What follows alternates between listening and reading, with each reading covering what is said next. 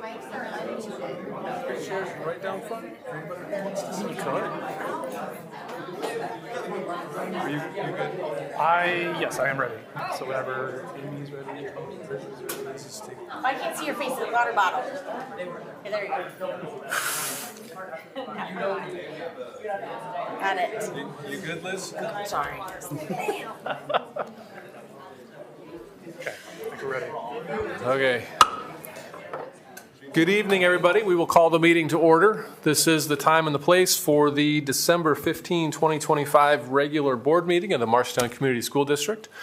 Welcome to all of you joining us here this evening. We do have a few seats down front if anybody would rather sit than stand, but otherwise we've got a pretty good group of people here this evening for us. We'll do introductions before we get too much farther. Board members starting to my right, we have Elizabeth Wise. To my left, Leah Stanley and Eric Goslinga. Immediately to my left is Dr. Theron Schutte, the superintendent of schools. To my right, Mr. Randy Denham, our board secretary. We have one of our student school board reps here this evening, Miley Dougal, and perhaps a future student school board rep, Ms. Wise. I am Sean Heitman.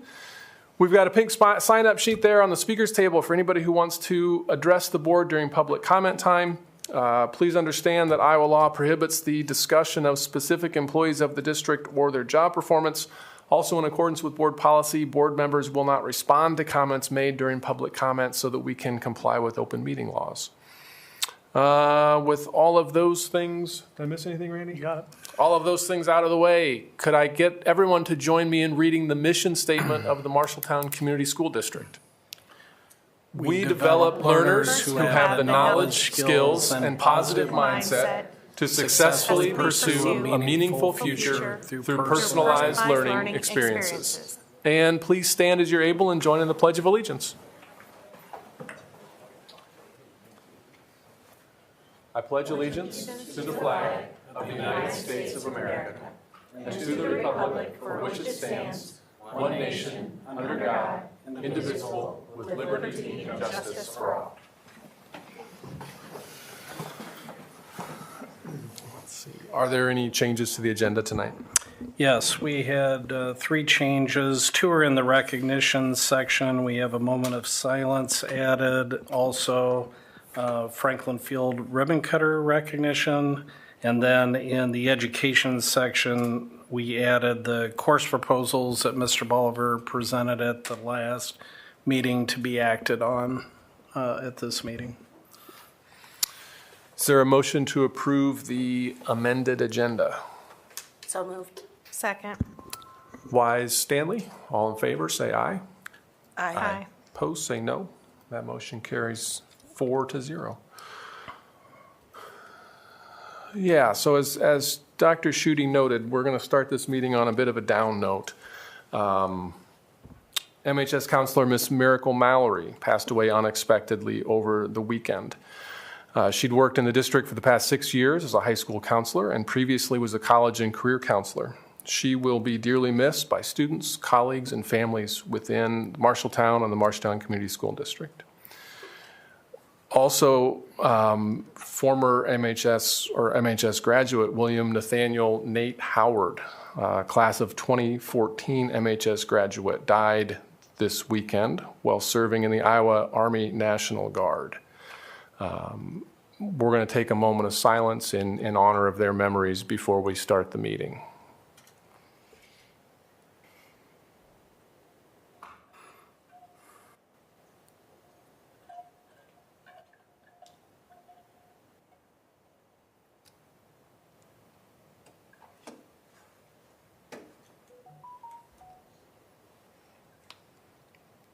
Thank you. It's now my pleasure to invite Mr. Charlie Smith, Mr. Stan Wooster, and Mr. Lou Kearney to please come forward.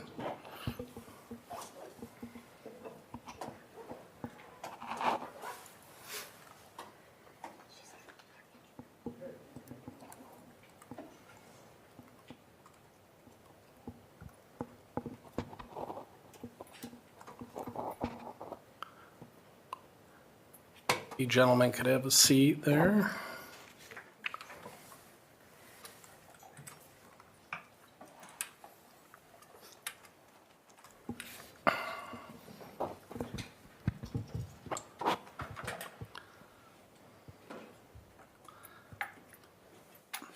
So this is a true honor for me, both personally and professionally, to have the three of you all in one room here with me once again. And I know that I speak on behalf of my classmates or former Bobcats, alumni, who are in the room to help with this recognition as well. Last year, at some juncture, I made a call to all three of you and invited you to consider being ribbon cutters when we got to the point of unveiling the new Franklin Field. Unfortunately, that did not stay on schedule to where we were able to do it this fall. We're probably looking at May or maybe as late as early June, depending on if the weather chooses to cooperate, so we can get the track surface down. That's really about the only thing left to happen before that facility will be fully functional as a activity space. I want to speak a little bit towards the reason why I asked you to do that. I think most all of us, maybe not the young people at this point sitting behind you, but they will at someday recognize that junior high and middle school athletic coaches and teachers are extremely instrumental to the development of young men and women, often in ways that even rival high school teachers and coaches, largely because of the age for which you inherit these young people and how impressionable they are at that time. A lot of times those experiences at the middle school will determine whether they choose to go on in that activity or find other activities that they're passionate about, for which the same learnings and teachings can happen. For generations of Marshalltown students, the hallways and fields of Miller Junior High were shaped by you three people whose influence extended far beyond wins, losses, or lesson or activity plans. Mr. Lou Kearney, Mr. Charlie Smith, and Mr. Stan Wooster were more than coaches and teachers. They were steady guides for hundreds, if not thousands, of young people at one of the more formative stages in our lives. Together, they help mold the character, confidence, and values of thousands of Marshalltown Junior High graduates, leaving an imprint that time has not erased. Through daily examples, firm expectations, and genuine care for their students and student athletes, these men taught lessons that transcended sports and academics. They showed young men and women the meaning of discipline, accountability, teamwork, and respect, principles that followed their students into adulthood, careers, families, and communities. I'm often known to talk about how these extracurricular activities often teach life and career lessons that are hard to replicate within the four walls of a classroom, for example. On the practice field, you emphasized effort and integrity in the classroom and locker room. You reinforced responsibility, resilience, and pride in oneself and in Marshalltown. Long after the final whistle blew or report cards were filed away, your teachings continued to resonate with your students as they grew into high school students and then young adults. Former students still recall a lot of your words, your standards, and the belief that you instilled in every single child that you had the opportunity to work with or coach. The legacy lives on, not in trophies or records, but in the countless lives that you've shaped for the better, proof that great coaches do far more than teach games, they help build people. And for those reasons, I was honored to ask and very pleased that you were willing to accept being the official honorary ribbon cutters when and if we get to the point of being able to unveil Franklin Field, which will happen in the spring. And as a small token of our appreciation, we wanted to give you a signed and numbered copy from Mark Martorello of the Franklin Field commemorative poster that's now on the wall of Franklin Field. And you may not know Mark Martorello, but Mark Martorello married Corey Hale, who was a Bobcat. Corey was Kirk Hale's sister. Mark was a longtime illustrator for the Des Moines Register, and we had commissioned him to do a special drawing, which is now in the Franklin Building, and now you have for your own personal possessions. So thank you, three gentlemen, very much for everything that you have done and continue to do for the Morristown Community School District. Thank you.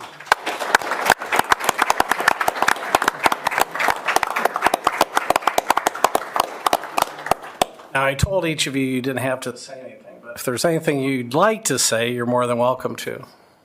Well, first of all, I'd like to thank for all of us, all of you people on the board, because I know the kind of job you do, and it's not always a thankful job, as you probably well know.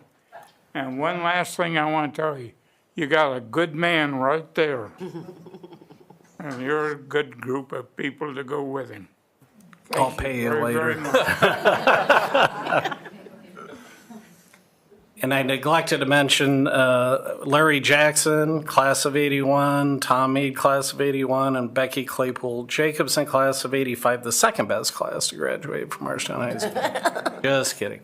We're honored to come and be here for your recognition and to assist you as far as they'll help you with carrying that frame out. Mr. Kearney, you want to hand him the microphone there? When you called, I thought be an honor. Then I didn't realize it's a reunion too. We take advantage every opportunity we get. Yeah. Some of these guys that I've coached, I wanted to impact them past the football, past the wrestling, and learn to live with honor and do that.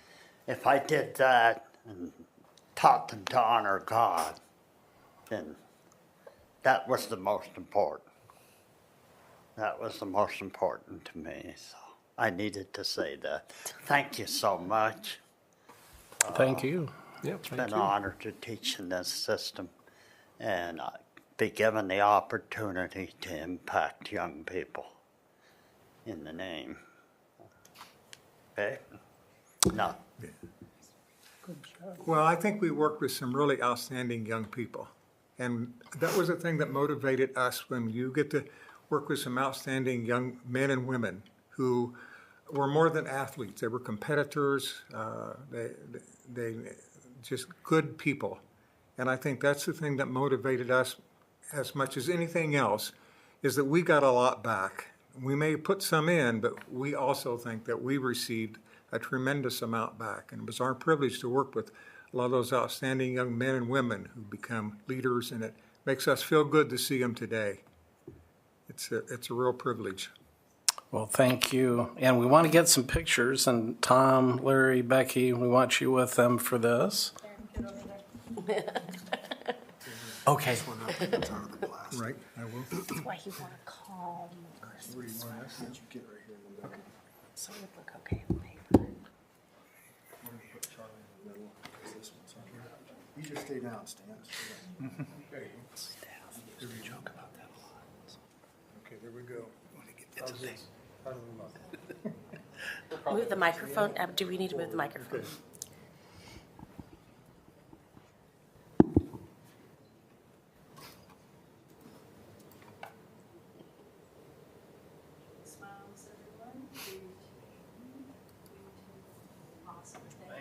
Can I get one real quick there? 1, 2, 3. One more. Okay, thank you. You're all done now, Stan.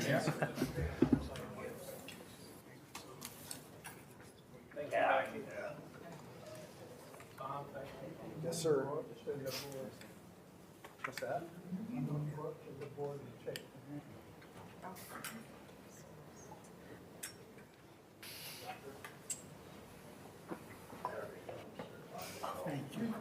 do. Thank you. Thank you. Thank you, sir. Was you one of mine? Nope. Nope. I wish I would have had you. For all you do. Thank you. For all you do. Thank you. You're welcome. 175 miles. Northwest here.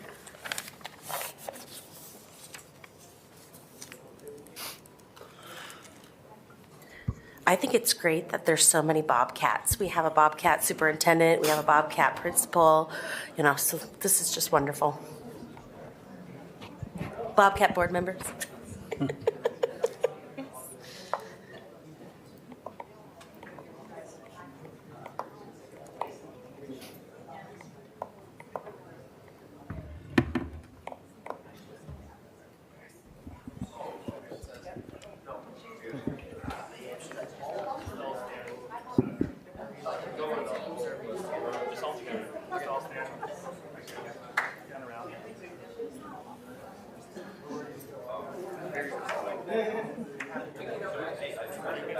Gonna wrap around this way too.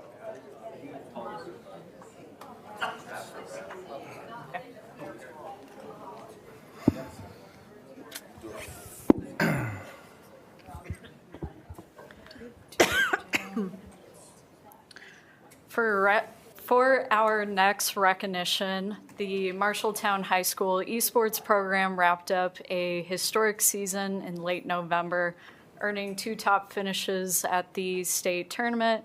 Both teams were guided by Coach Sebastian Ramirez during that time, one being Rainbow Siege and then the other being Smash Bros. Siege having a 7-0 record and then Smash having a 5-2 record. I'll pass it along to Sebastian so he can talk more about the competition of state this year and the overall season. I'd like to say thank you, first of all. And I'm very glad that state is hosted here in Marshalltown. I don't know if I could do 2 days out of the town for state, but we had fun both days. We trained hard during the season. These guys put in a lot of effort and work. There was times where keeping them on task was a little difficult, but just like anywhere else. But they did a great job. I'm very proud of these guys. A lot of these guys are coming back next year, and I'm sure we'll hopefully bring another trophy home.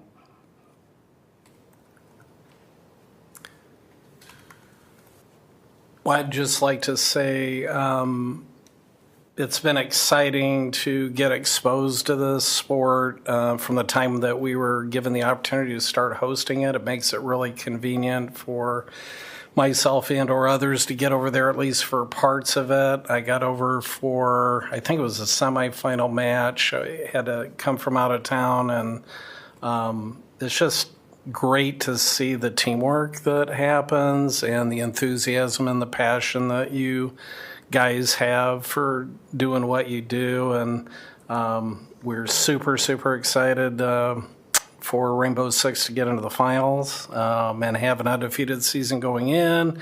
And as disappointing as I'm sure losing that last match to Waukee was, getting state runner-up isn't too bad, and gives you a little bit, for those of you that are coming back next year, a reason to work a little bit harder to hopefully get to the top. And it was really kind of icing on the cake, I think, for the Smash Brothers, and to not just qualify for state but actually place through winning that first match, which was critically important. So we're super excited to see what the returning members of that team are able to accomplish next year as well. Obviously, we're blessed with great coaches too that can help guide these people, young men and women, sometimes to do what they need to do to achieve. And the first time that we had a team place, we recognized real quick that I think there's usually a team award but not individual awards, and it's a big enough deal that we as a district want to make sure you have something to take home to remember your successes by. And so we've got a trophy for you, both the Rainbow Siege 6 and the Smash Brothers, for all of you that are here. Sebastian, could you introduce the team members who are here tonight, or have them introduce themselves? Yeah, that'd be great. You guys want to come up one by one or pass the mic? Or you can just pass the Pass the microphone. mic. And yeah, your name, grade, what team you're on. Joshua Chavarria, 10th grade and Rainbow Six Siege. I'm Trey. I'm a senior, and I'm for Rainbow Six Siege. All right. I'm Dylan. I'm a senior, and I played for Super Smash Bros. Ryder Ambrose, senior, Smash Bros. Logan Bailey, sophomore, Smash Bros. James Marquez, sophomore, Smash Bros. Nicholas Ochoa, sophomore, Rainbow Six Siege. Caleb Maston, sophomore, Rainbow Six Siege. Diego Calderon, sophomore, Siege. Aiden Pantel, junior, Smash Bros. Peyton Stanton, junior, Siege. Omar Torres, junior and Siege. Samuel Bennett, senior, Siege. I am Rafael Ordonez. I'm a junior, and I played for Siege.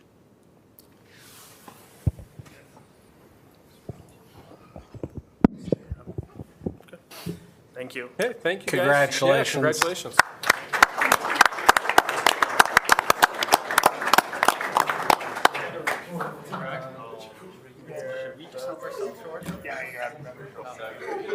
I will grab Alex.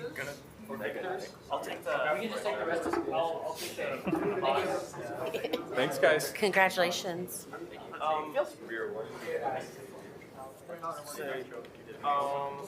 Gonna take another.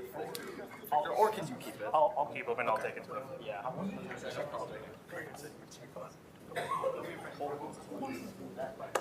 Thank you.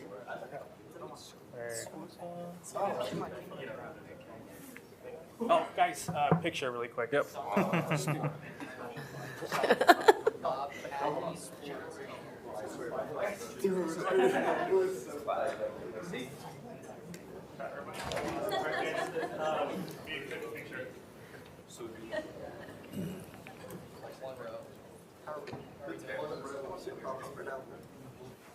Two rows?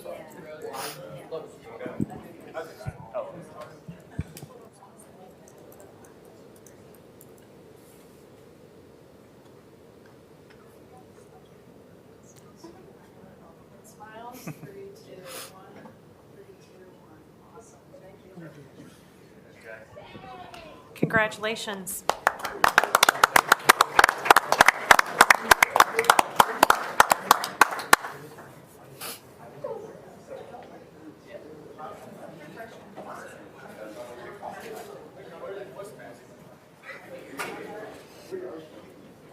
Thank you, Sebastian.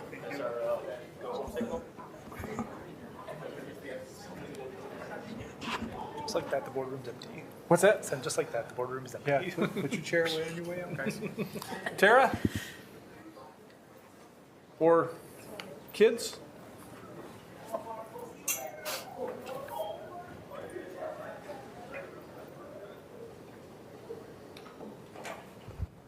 Okay, hello, my name is Nora Pinkenke. I'm currently serving as the Northwest State Vice President with the Iowa FFA. So what we're doing here today is Iowa Farm Bureau actually pledged $1 million towards All In for Ag Ed back in 2023. And since 2023, there's been 23 new FFA chapters, so they're going around and giving out $1,500 to cover any costs or expenses that go along with running an FFA chapter. So on behalf of the Iowa FFA Foundation, Iowa FFA Association, and also the All In for Ag Ed, we presented this check for $1,500.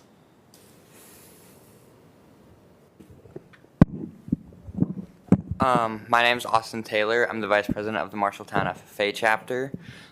We currently have plans to use this towards our sub-district prep and our contests, which will hopefully go well for this year. I'm Quinn Eastman. I'm the Marshalltown FFA President. That and Legislative Symposium. Probably banquet things as well. I think that really covered it all. Thank you very much. Thank you very much. Thank you.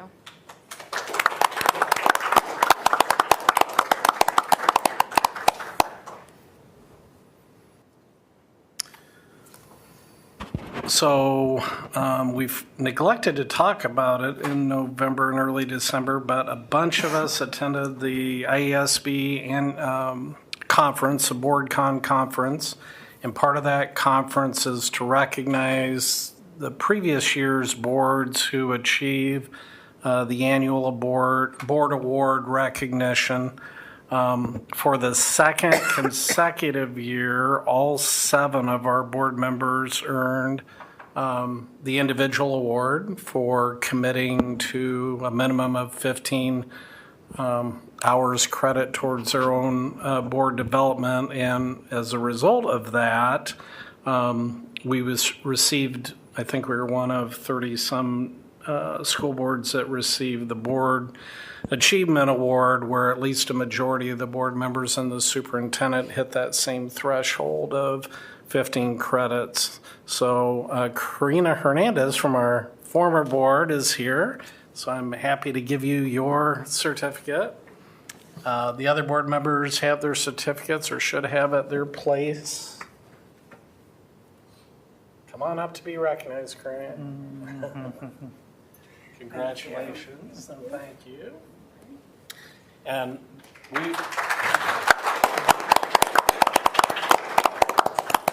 we'll hang the plaque that the board received once again. We'll give that to Abby to hang in a prominent place in the hallway.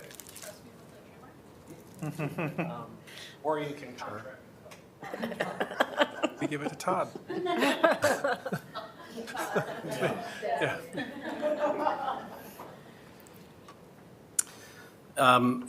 I can say from years of experience of this, and most of the years, thankfully, having committed boards to their own development, but having experienced a little bit of where people didn't, it makes a huge difference in terms of moving the district forward and gaining greater understanding of how a highly effective board and board superintendent team should operate. So I know sometimes that's a lot with everything else in life and work that's going on, but I do deeply appreciate the commitment that this board has always made since I've been here, and looking forward to the year ahead with the new board too. Thank you. Okay. We will turn to the consent agenda. We've got minutes from the special meeting held on the 3rd of December and the regular meeting on the 1st of December.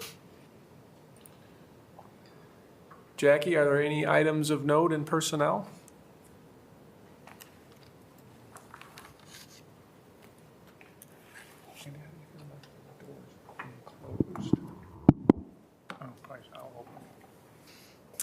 Good evening. We are nearing the end of our early retirement incentive period. That does end Friday. In the meantime, we have three new retirees. Amy Williams from Hoagland writes, Brenda Miller has been a dedicated employee of Marshtown Community School District. Why did you do that to me? What happened? They thought that you were telling them that Amy Williams, Hoagland principal, was retiring. Oh. I think. No, was that the shock over there? Yeah, okay. Clearly, that's a group that doesn't look at the consent agenda. Yeah. Obviously, you guys don't get ready for the meetings. Sorry.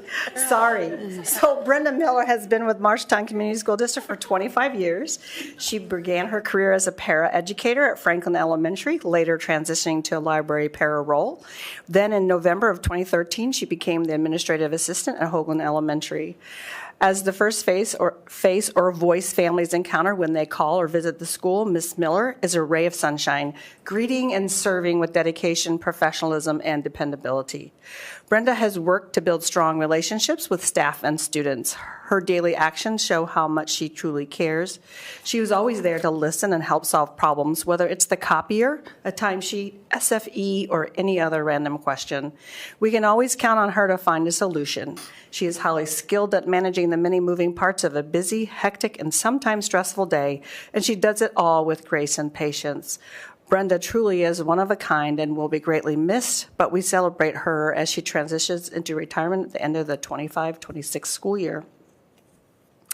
And Oscar Cardenas, along with Chelsea Plants, write that Maggie Park's dedication and creativity have served Marshalltown Community School District for a remarkable 28 years. Her first position with the district was at Miller Middle School in 1998, and she has since brought joy to students at Anson, Fisher, Hoagland, and Woodbury. Most recently, she has been inspiring our young learners at Woodbury and Fisher with her passion for art. One of her favorite classroom memories comes from teaching clay medallions to kindergarten students, watching their eyes widen as they discovered the magic of clay and proudly wearing their handmade jewelry to school day after day. Moments like these capture the heart of her teaching. Maggie loves seeing students discover abilities they never knew they had and celebrate the pride they take in their own creativity. Even after decades in the classroom, she still describes getting butterflies on the way to school, excited for the day's project and the joy it will spark. Her enthusiasm, talent, and unwavering belief in her students have made an indelible impact on the students at Marshalltown Community School District. We are grateful for her years of service and wish her all the best in her well-earned retirement. And Mr. Bolivar from the high school writes that Nancy Sills began her remarkable teaching journey in 1989 at Collins Maxwell. After 5 dedicated years there, she brought her passion and talent to Marshalltown in 1994, where she has been a beloved fixture ever since. For 37 years, Nancy has devoted her time, dedication, and heart to her students, with 32 of those years spent nurturing and guiding Marshalltown students. Her commitment didn't stop when the last bell rang. Nancy has been humbly serving students after school, through countless Saturdays, and during summer school sessions. Nancy's legacy is measured not in years, but in the countless lives she has shaped. So 3 great educators and 1 paraeducator, secretary. Thank you. Thank you, Jackie. Looking at the interagency agreements and contracts, there is a partnership agreement between the Marshalltown YMCA, YWCA, and the school district for collaboration on the RFP, Expanding the Early Childhood Continuum of Care grant, a memorandum of understanding outlining responsibilities of the Department of Homeland Security, Social Security Administration, and the Marshalltown Community School District regarding verification of newly hired employees through the E-Verify program, an agreement between Donovan Group and the school district for a 2026 partnership in which the Donovan Group will provide communications and engagement services, a comprehensive literacy state development grant with TNTP agreement outlining a partnership to conduct an opportunity snapshot analyzing literacy instruction, an agreement with the Shredder for document shredding and disposal services, a Heartland Area Education Agency service agreement under which the Heartland Area AEA will provide 10 days of grant support, consultation, and coaching services for the Comprehensive Literacy State Development Grant, and a 90-day pilot program with audio enhancement to evaluate the Clear Connect translation solution at Lenahan Intermediate School. And then there are a number of special education agreements with College Community School District, with Ballard Community School District, with Bondurant Community School District, with the Des Moines Independent Community School District, with Colfax Mingo School District, and with Clayton Ridge.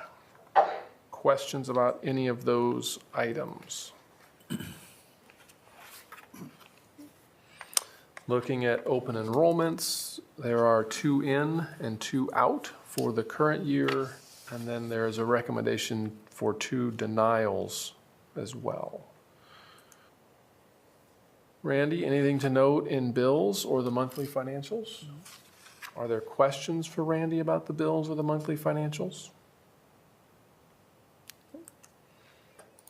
And then in gifts, grants, and bequests, a donation of $1,500 from a local string quartet for the MHS Orchestra program, and the $1,500 from the Farm Bureau for the MHS FFA program. Is there a motion to approve the consent agenda? So moved. Second. Guzlinga, Wise, all in favor, say aye. Aye. Opposed, say no. That motion carries 4-0. There's nobody on the pink sheet, so Justin and everybody else, you guys are up.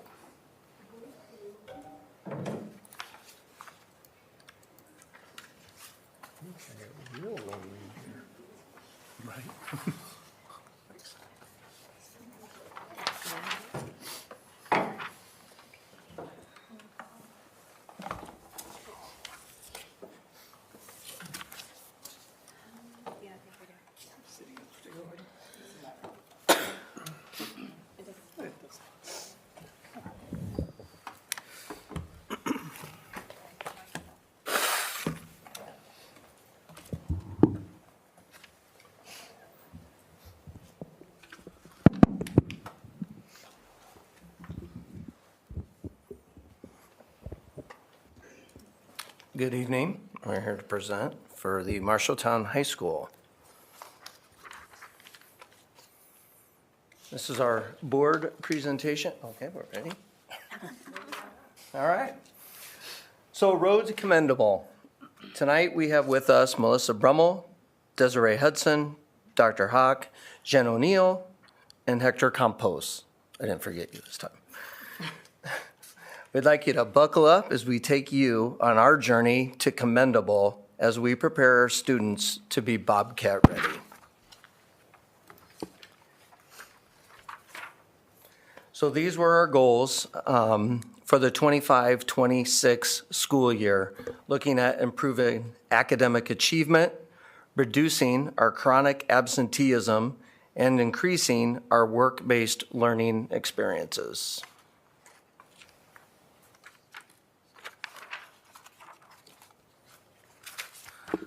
As you look at that diagram, at MHS, we are working hard every day to find ways to make learning relevant to student interests and needs for the future. The journey to commendable does not follow one straight highway. It is a journey that can take different pathways with a variety of stops along the way, all in the name of providing students with the skills and knowledge they will need to be successful beyond high school. Hop aboard our bus as we explore the various routes we have before us to get to commendable and beyond. Those are bus tickets.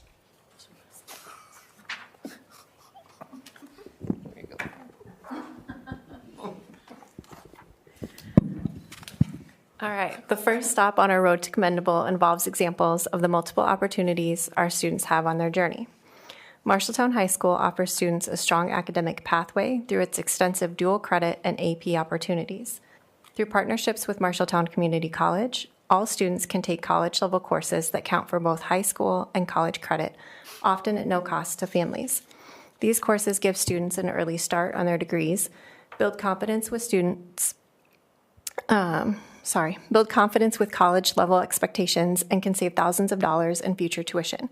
MHS students have even graduated high school having already earned college certificates, diplomas, or significant credit towards an associate degree. In addition to dual credit programs, AP and advanced coursework provide rigorous, nationally recognized options for students planning to attend four-year universities. Together, these opportunities give Marshalltown students even more choice, more challenge, and a meaningful start on their post-secondary goals.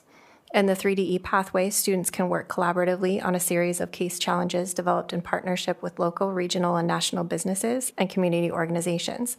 These cases are intentionally aligned with both Iowa core standards and essential employability skills, ensuring that learning remains academically rigorous while also building the competencies students need for college and career success. Throughout the process, students engage in critical thinking, communication, teamwork, project management, and problem-solving skills consistently identified by employers and post-secondary institutions as essential for future success. Students have regular opportunities to interact directly with industry professionals who serve as mentors, evaluators, and career role models. 3DE supports providing experiences for all students within the pathway, not just those who traditionally have access to internships or career-connected learning. This model ensures that every participating student has multiple touch points with industry partners and meaningful hands-on application to academic learning. Okay, so connecting that to our first MHS building goal, you'll see up there, is to increase percentage of students demonstrating academic growth on ISASP by 10%. So as you also know, at the end of last year, our students participated in ISASP, and over the last several years, student performance in both math and English language arts has kind of remained relatively flat. On the most recent ISASP of last year, 49.91% of our students demonstrated proficiency in math, while 58.53% were proficient in ELA. So we're proud of our students' efforts, of course. These results also indicate that there's still important work ahead for us. Our goal is to increase proficiency in both of these areas by 10%. This might appear to be a modest target. Meaningful and sustainable improvement takes time, intentional planning, and consistent implementation of effective practices. So we have already kind of started that work. In addition to offering that range of rigorous core options that Desiree mentioned that challenge students and provide opportunities, earning that college credit. All of our departments are also more intentional in the use of their PLC time. Obviously, attending the All Means All conference meant a lot to us as well. Teachers are working collaboratively to deepen their understanding of essential standards, the work that we need to do around those, ensuring assessments are aligned to the standards. We're also strengthening our MTSS to more effectively address the PLC guiding question, specifically what do we do when students do not yet know the material. Our ENR time is something that we've been also working on. It's increasingly focused on targeted interventions, allowing students to work on specific skills and begin to close those identified learning gaps. So one of the things we are implementing for targeted interventions at this time is the use of IXL. We just started IXL use on October 20th. And we have seen some gains already.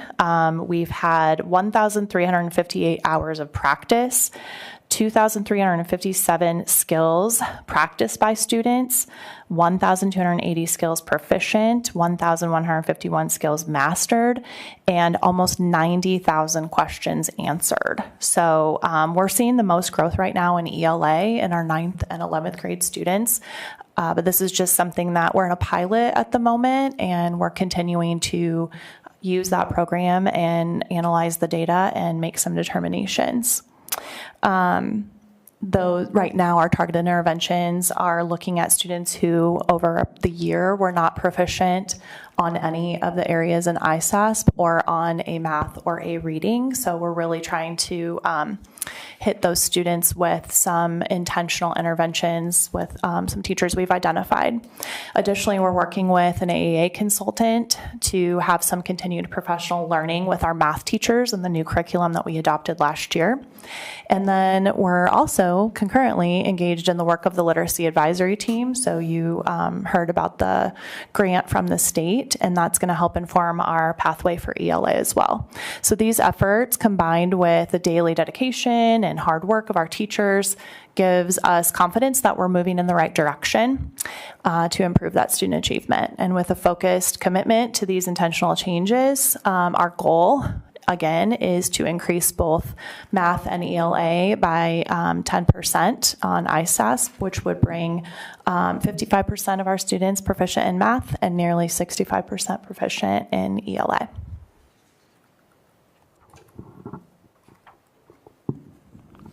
I will be talking a little bit about our Arts Highway.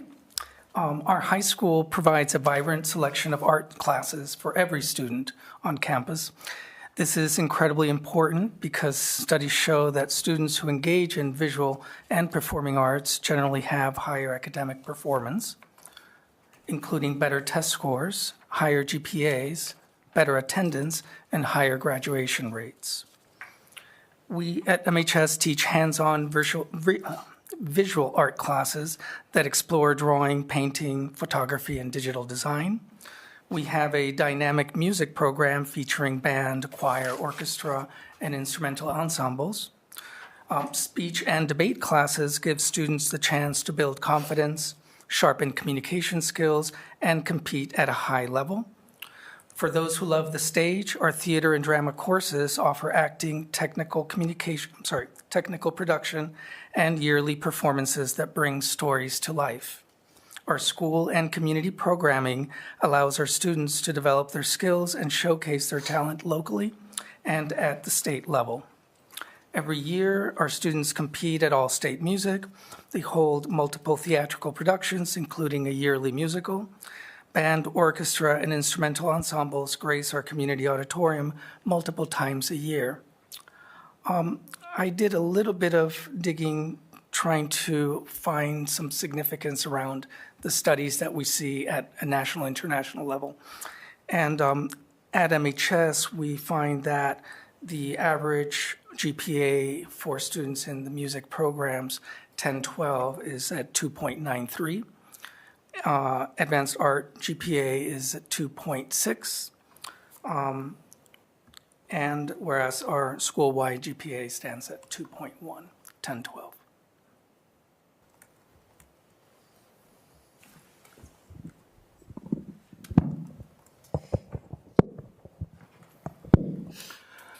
So goal 2, by 2026, our chronic absenteeism will decrease from 42 to 35%, and student belonging on our Panorama survey will improve.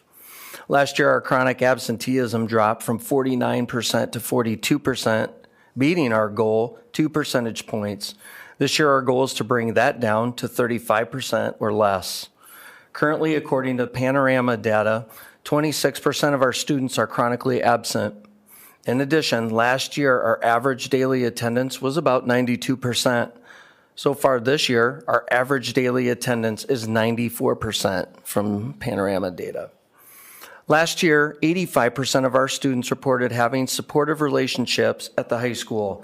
This was also an increase of 3 percentage points over the previous year. Our goal is to continue to build those positive relationships with our students in our classes and in our building overall through more positive interactions. We are proud of providing a variety of electives at MHS that give students hands-on and real-world experiences. We have over 400 students participating in clubs, activities, and over 600 students playing in sports.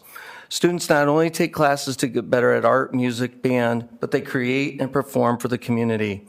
You can see their artwork displayed around the school, but also around town. You can attend a choir, band concert, or even read about them performing for local businesses, such as our kids did for the grand opening of Taco John's. Our speech, debate, and mock trial students travel around the state to compete against other schools, and if you have not already, you should check out one of our school plays or musicals. These classes and activities help students get excited about coming to school, and as more students become involved, the more they will have a sense of belonging. At Marshalltown High School, we believe career readiness means providing students with authentic, real-world experiences that connect learning to their future goals. Through our work-based learning and work experience programs, students in both general education and special education gain hands-on experiences that build pathways towards college, career, and independent living. This year alone, at least 158 seniors have participated in work-based learning experiences, with participation spanning well over 500 individual experiences for all MHS students, when accounting for courses, job shadows, internships, field trips, and embedded classroom opportunities. All 3DE students receive multiple work-based learning experiences as part of their coursework, along with IJEG students, ensuring broad access across programs. Students have completed job shadows, internships, employer visits, and workplace learning experiences through local organizations such as Unity Point Health, Emerson, Fairway, Hy-Vee, YMCA, Marshalltown Community School District, local child care centers, service agencies, and skilled trades partners. Our special education transition program has also made significant strides. More than 27 students are currently engaged in educational opportunities and supported work placements with employers including Salvation Army, Hy-Vee, Mid-Iowa Workshop, Pizza Ranch, and other community-based partners. Students receive targeted instruction and coaching in soft skills, workplace behavior, communication, and independent living skills, building confidence and readiness for adult life. In addition, Transition Instructional Strategist team has led or participated in 9 field trips this year, engaging another 138 students. Through these experiences, students are earning workplace credentials, developing professional portfolios, and making direct connection with local employers before graduation. Perhaps most importantly, work-based learning is opening doors for students who may not have always seen a clear path forward. We're seeing increased engagement, improved attendance, renewed purpose, and stronger understanding for personal strengths and goals. We're incredibly proud of the progress made across Marshalltown High School. Work-based learning at MHS isn't just about getting a job. It's about building a future. And it's one more way to ensure all students graduate Bobcat ready for college, career, and life. Just one example of how all of these highways come together and help our students become Bobcat ready is the Bobcat Cafe. And if you look at your bus ticket on the back, you have a coupon to go and enjoy a treat from the Bobcat Cafe and see and experience all the hard work that our students have put into this experience.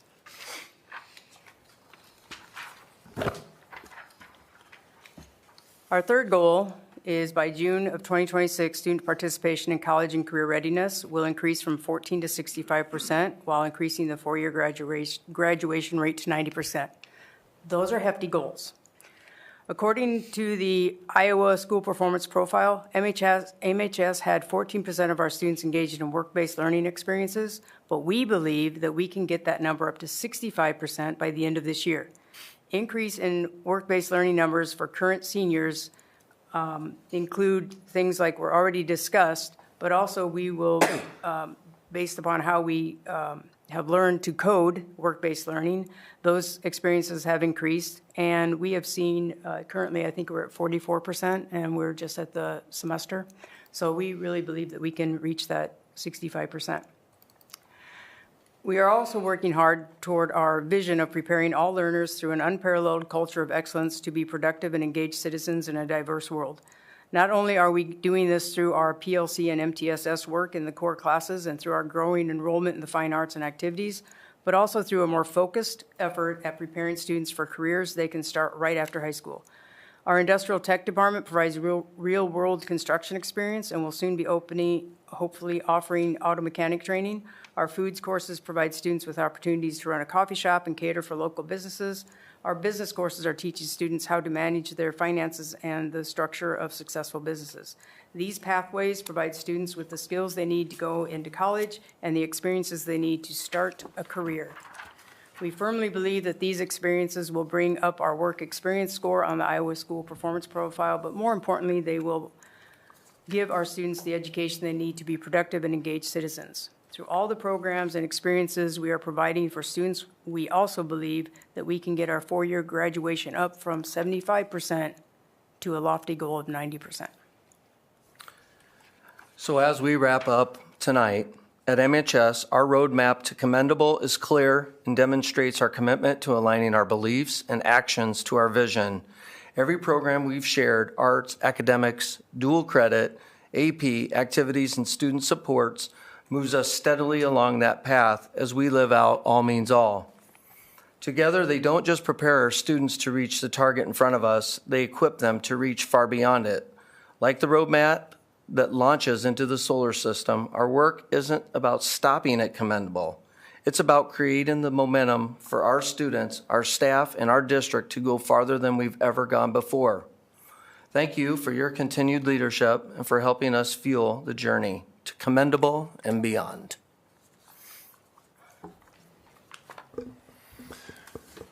Questions? I have a question for Jen. Just specifically the section you were speaking about, right? Yep. What's different this year, right? Like a lot of the things you all are talking about, we've been working on for a long time. Yeah.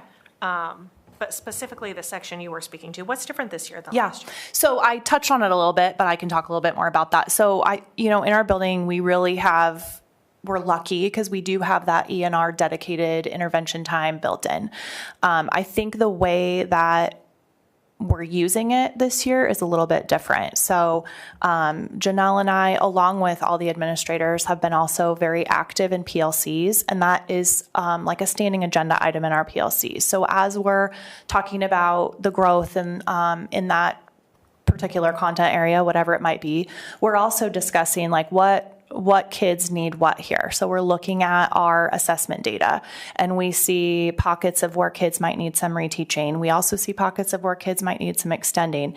And so we're having those conversations about intentionally scheduling ENRs and sort of the divide and conquer model. And that's different than what's been done in the past.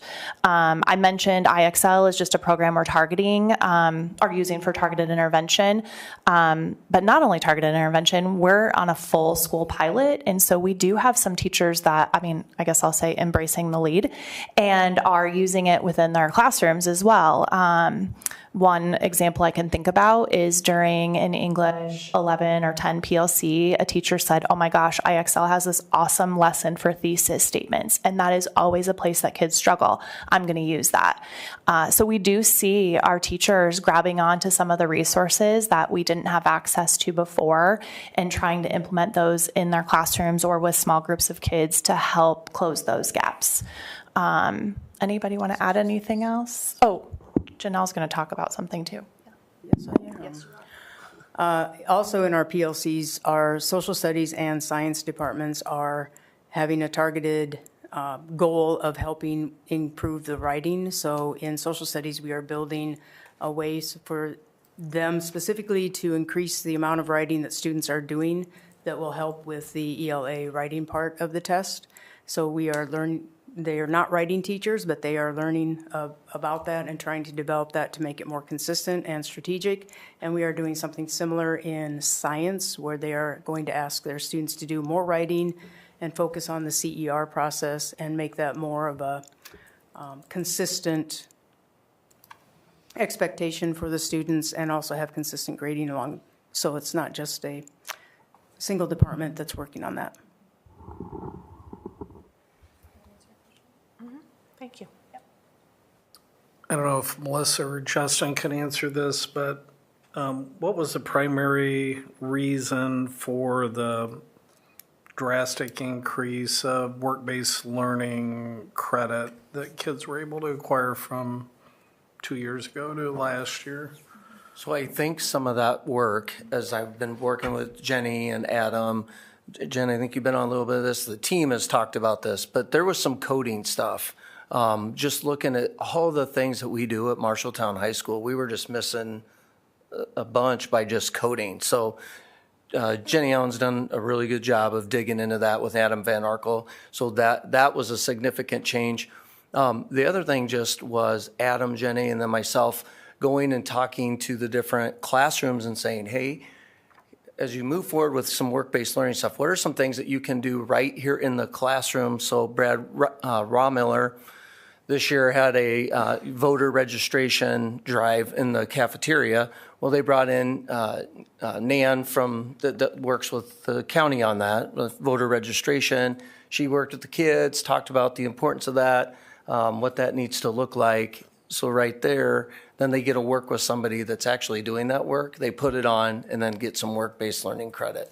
So we have been talking to other teachers about how can you just, engage the community, engage some of our working partners, and continue to raise that up. So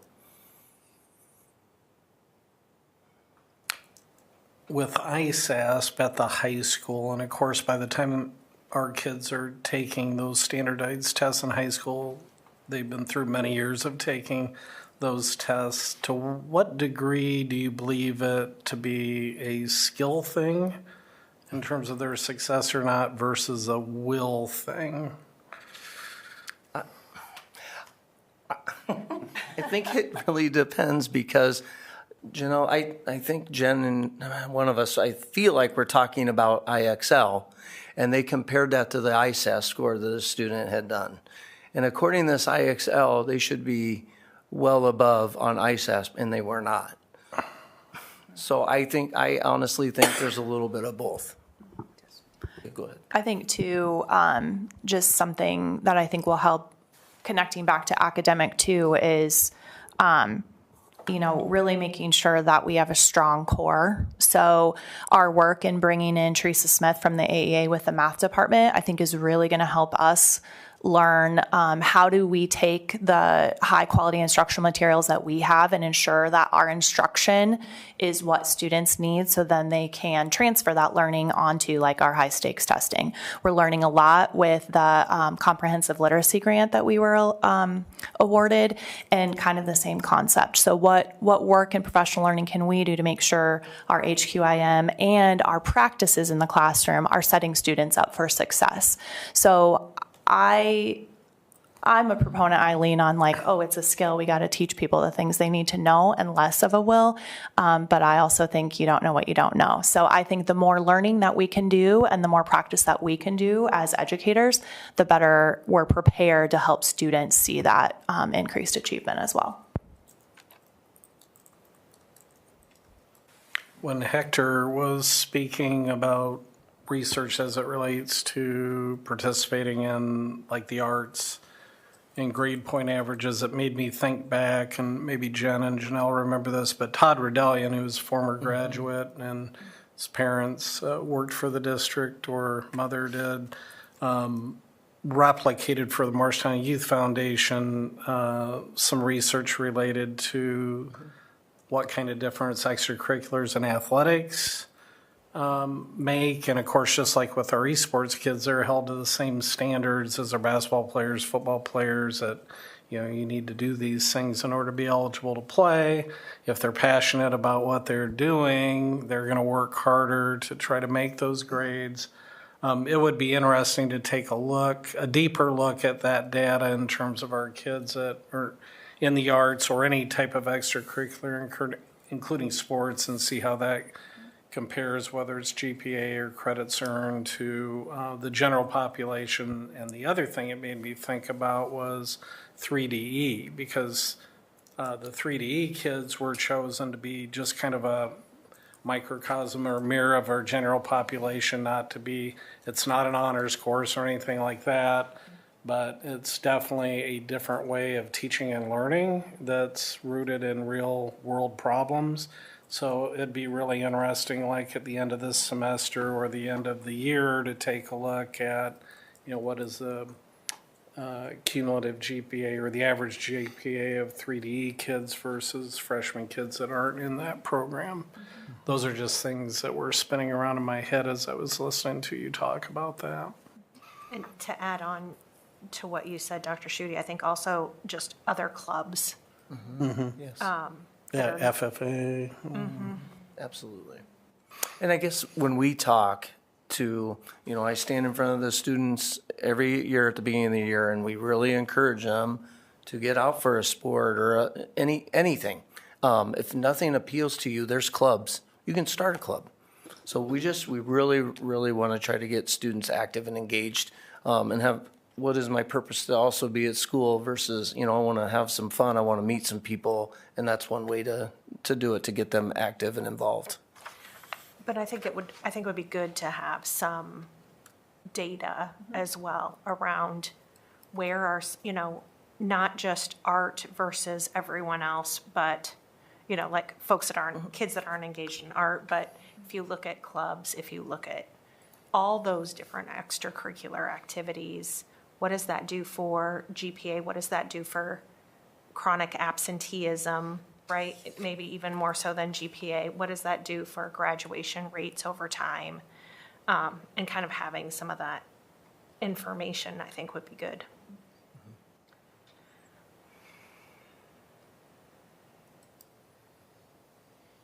Anything else from anybody? Okay, thank you guys. Thank you. Thank you.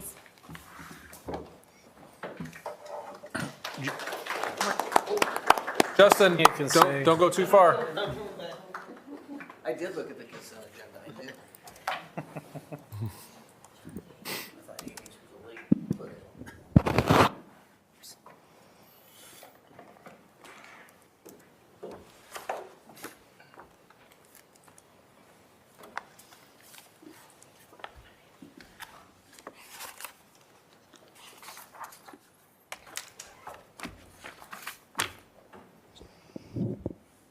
So we did have an addition, the computer science proposals. There are 2 computer science course proposals. They're reflecting decisions stemming from some recent conversations with Amy Harmson and Pam Brewer-Michael. Changes identify the IRC and Intro to Computer Science to specifically be the CompTIA Tech Plus certification. Previously, nothing was specified. We felt this certification aligns best with the goals and expected content for the class. Additionally, the CompTIA A Plus certification has been removed from the AP Computer Science class as a result of ongoing discussions that Amy has been having with MCC. Instead, that class will be primarily focused on the AP exam. So Pam Brewer-Michael, Amy Harmson, and MCC and Rain and Spees have been putting a lot of time into creating these 2 courses for our students. So I think I just read you the tweaks to the new computer science. So the courses are still being proposed, it's just what's made up of the course has changed? That is correct. Yeah, the industry recognized credential is no longer embedded in. The IRC, or the industry recognized credential, is no longer embedded in that AP course. So students will have access to earn the IRC in that first tier and then they can continue on to the AP course.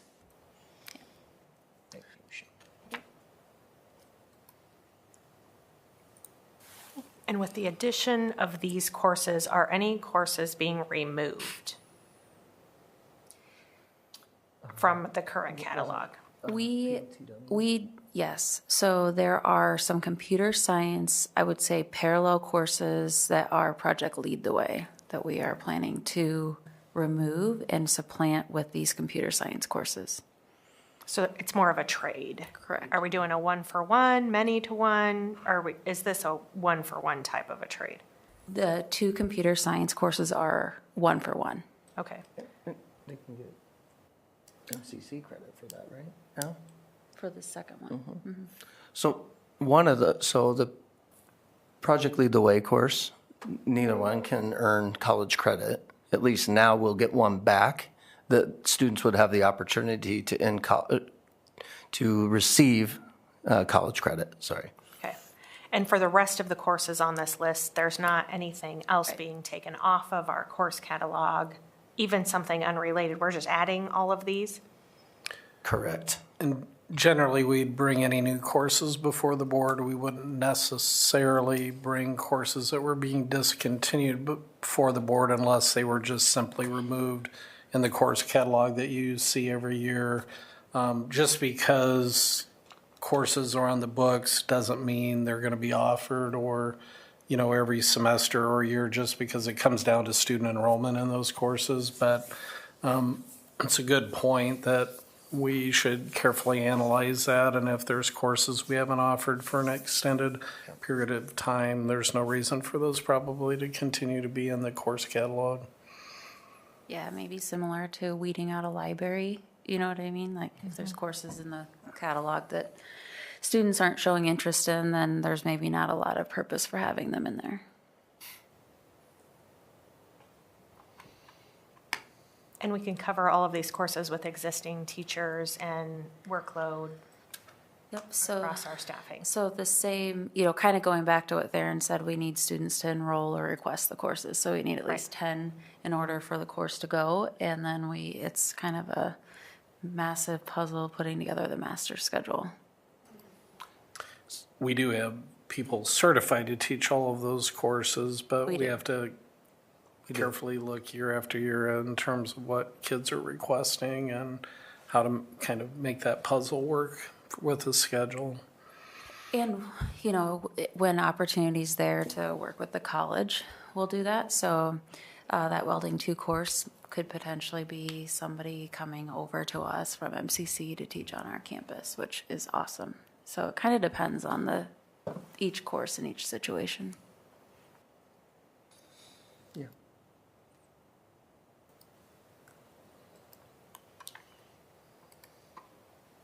Any other questions? Okay. Then, is there a motion to approve the course proposals for the high school 25-26 school year as presented?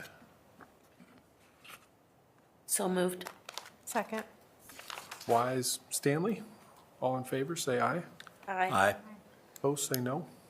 That motion carries 4-0. Are you next? Okay, thank you.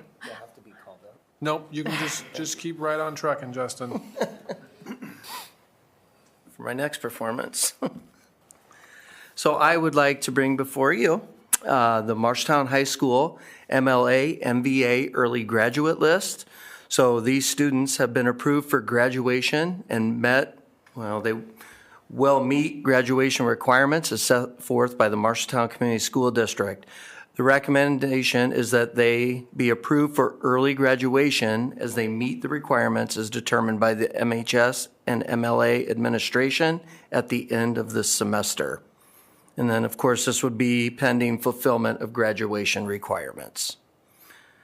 So MLA actually they would have had maybe 3 or 4, but some decided they would like to take the opportunity for some MCC classes. So they decided to stick around and take that opportunity, which is fantastic to hear. Good.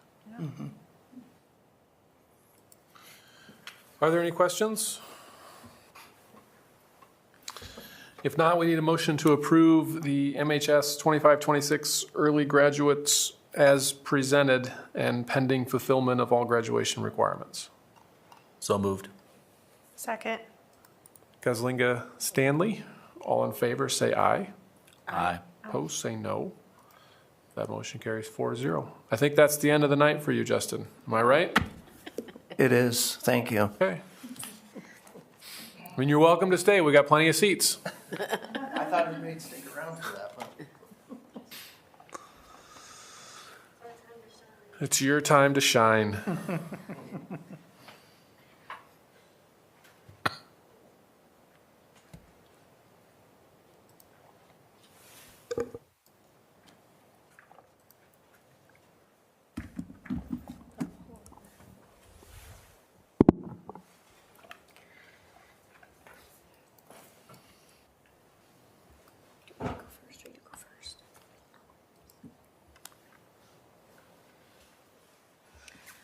Okay, so Literature Over Lunch met last Thursday to discuss the book I Am the Messenger. I wasn't able to go to that meeting, but from what my friend told me, there's actually a character in the book that has my name, so maybe I will read it just for that. And then NHS had a bake sale that happened on the 11th and the 12th as a part of fundraising for their service project centered around community hygiene. But due to the early out that took place during 7th period, they weren't able to do it then. So we did it Friday after school. Yeah. Yes. Okay, Saturday school. I think Saturday school got canceled due to it weather. did. So did the ACTs, which is kind of crazy because I was Oh. supposed to take my ACTs and they were like, actually, it's canceled. I was like, okay, cool, whatever. More time for me to study. But we had our third Saturday school we were going to on the 13th where people were able to finish work, help study for tests, and review over stuff, but sadly, it got canceled.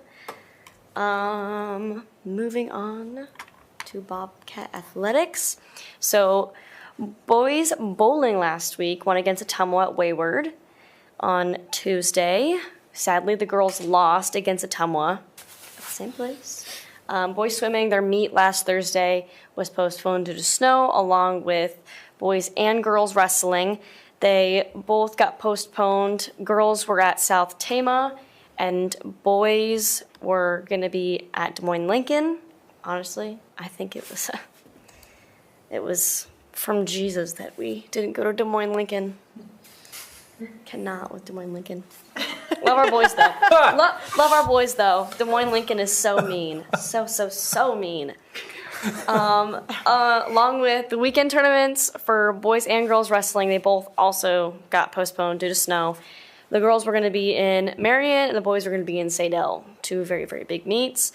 Boys and girls basketball, they won against Mason City, which is really cool. We love when our boys and girls get a win. Girls won 46-26 and boys won 46-38. I also have one more. It's not on here, but talking about the Bobcat Cafe, we actually have, I know a couple of you guys came in to see our lab that we have coming up this Wednesday. So we got some stuff prepped for that last week, and tomorrow we get to put all of our stuff together. So like jalapeno poppers are getting stuffed tomorrow and our stuffed mushrooms. It's super duper exciting, and I'm so excited because it's a very big event for United Way.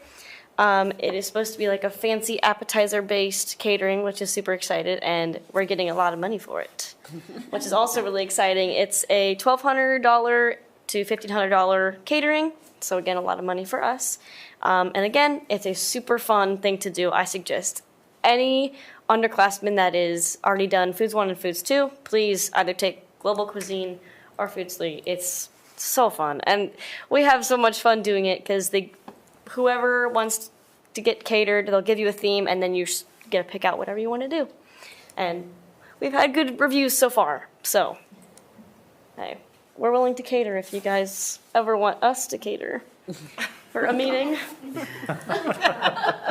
I think you guys are providing desserts for tomorrow night. We have a board workshop at the Orpheum. Yes, we have macaroons. Christmas macaroons coming in, and Jules was very, very, very excited about that. There was a lot happening today. Lots of cookies, lots of macaroons. There was a lot going on, but still very, very, very fun.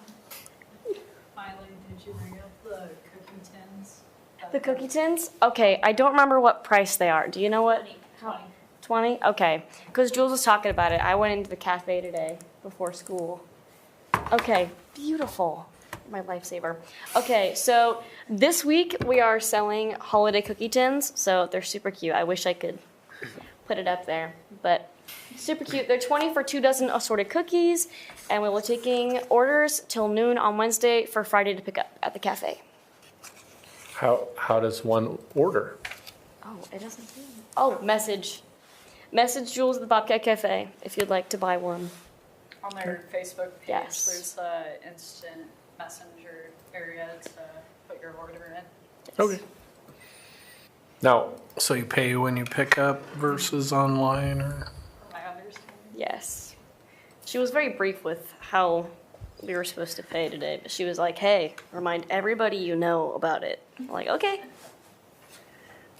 Now, Audrey, the character in the book, I Am the Messenger, is named Audrey or like literally has your full name? Because that would be it's really creepy. Just my first name, as far as I know. Okay. Okay. And Miley, I don't necessarily share your feelings about Lincoln High School in Des Moines. I just want to be clear, those are your opinions only. I know. Well, I know from the entire cheer squad. I don't know about Liz, but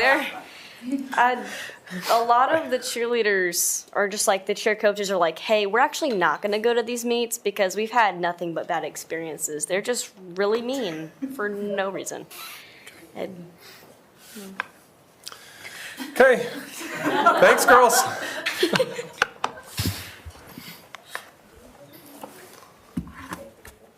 You can stay for the book if you want to. Okay. No, we're leaving.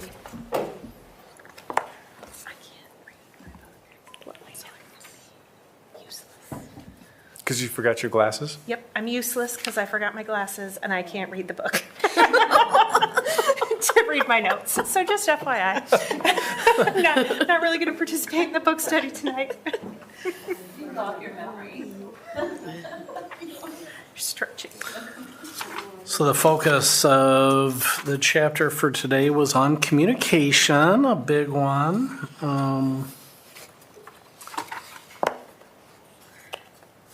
I think one of the things that was not a surprise, but stuck out with me was as we think about communication, it's just important to listen as to talk. Maybe even more important in some cases. And with that, I'll quit talking and listen to you guys share your takeaways. Well, when you say talk, I think of loving speech. When you do talk back to the talk with, have a conversation in a loving way.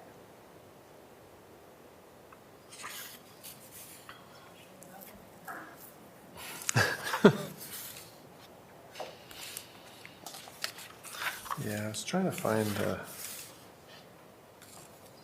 Anel?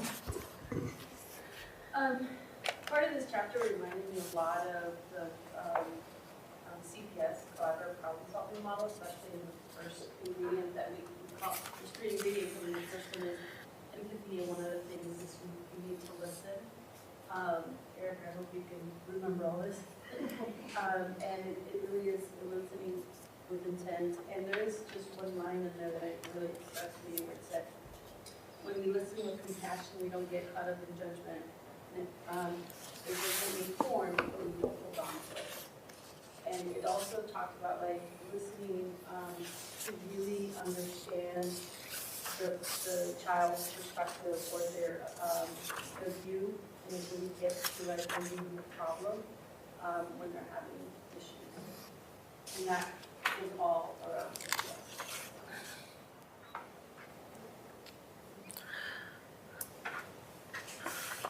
I thought it was interesting that there was that there's a correlation between good communication skills and how well you do, like in your life it correlates with how successful you are, because normally when you have better communication skills, you're able to, be more successful in your personal life, in your career, and those type of things. So I thought that was a great correlation. Yeah, I caught on to that too, and the part that really stuck to me too is that even in California with Silicon Valley, they're hiring like English majors or masters to work with, teachers. Yeah. Okay, just say yes.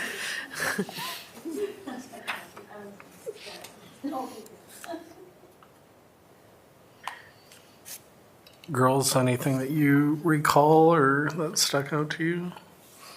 The importance of making connections, really. And also something that it touched on briefly, if I remember, because I read it like right after our last meeting, so it's kind of foggy.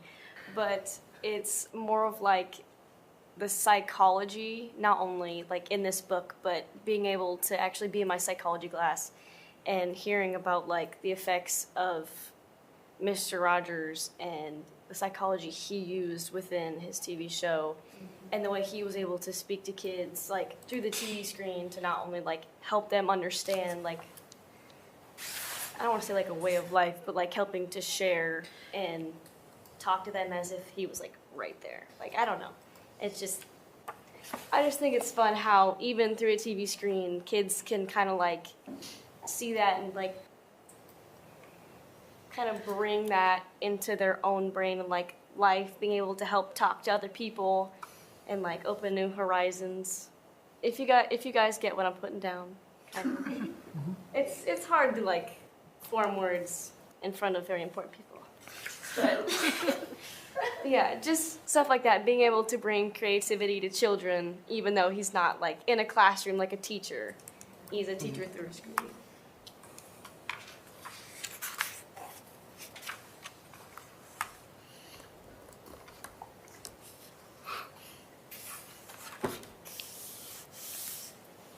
Darren, anything else you noticed? Eric, you got some highlights in your book. I do.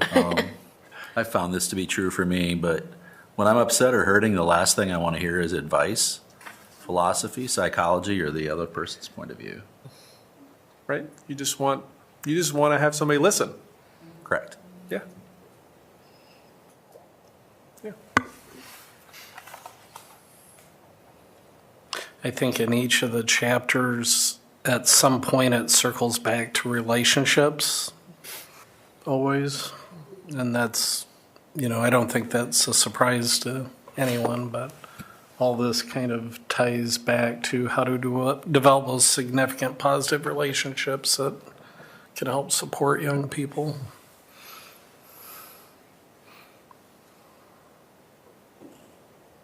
Okay. Got a month to read chapter 4. You got a whole month to read. Appreciation is a holy thing. Wiley, don't read it now. Read it in 3 weeks. I got my book too, so I was like, crap.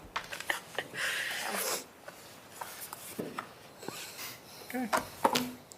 Thanks, girls. You have plans for the holiday break, the winter break? Gonna go see my best friend in Illinois for a couple days, and then I get to bring her back here for New Year's. Audrey? I'm going to Colorado to see family. Okay. Have fun. Thank you, guys. Thank you.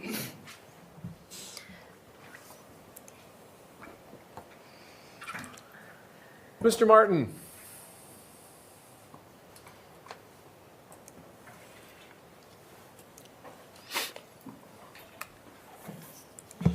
Good evening, everyone. Good evening.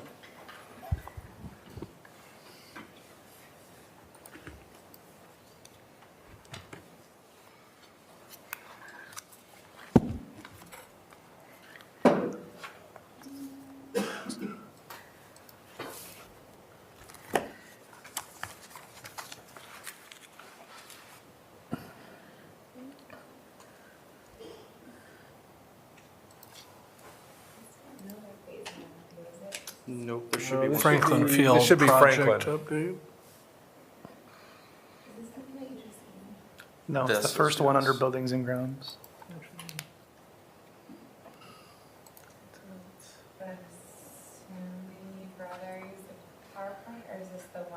There's 2 for tonight. Okay, All right. It's been, I think, a month since I gave an update on Franklin here. So for those that don't know me, Michael Martin, Senior Project Manager for Boyd Jones. Going to give an update on Franklin Field, schedule-wise, some progress photos, and kind of where we sit rolling into the spring here with the track. So.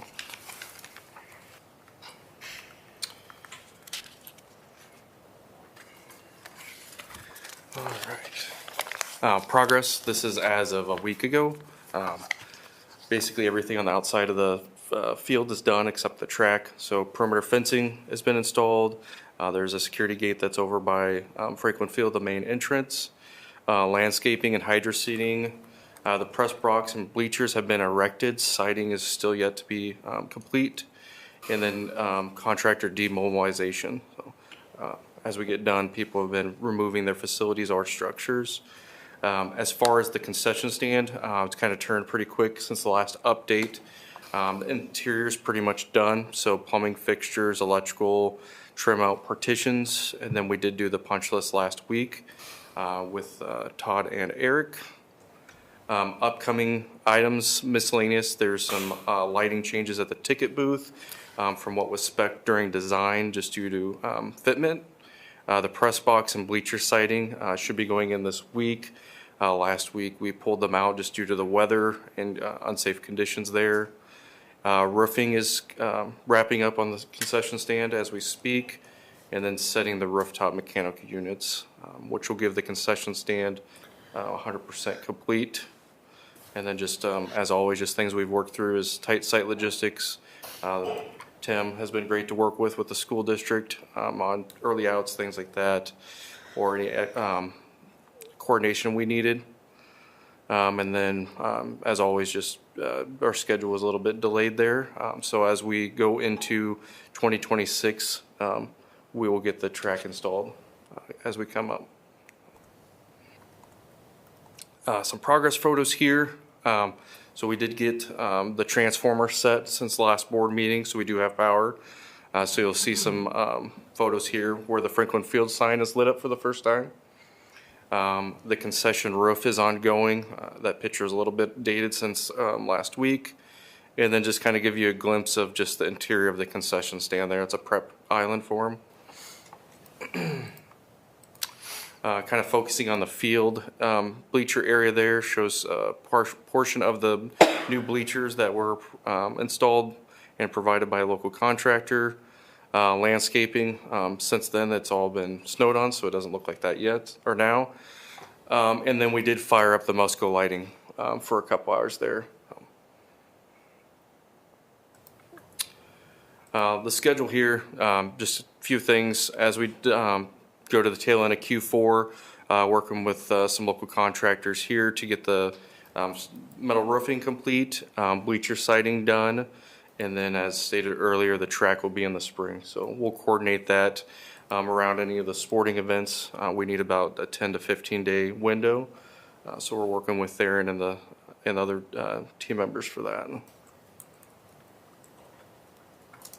And then just high level here, since we are winding down the project, it was best to kind of bring forward the savings just for the project overall.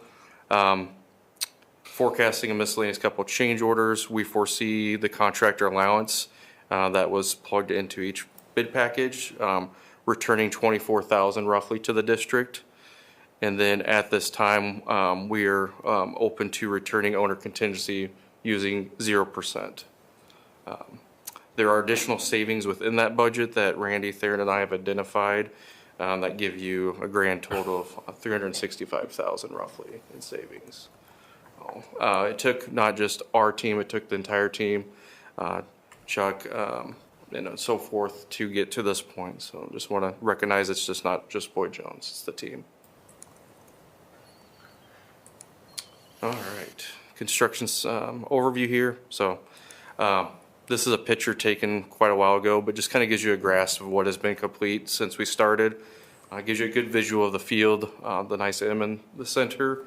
That kind of shows you the outlying area that we've touched since we began construction in late May.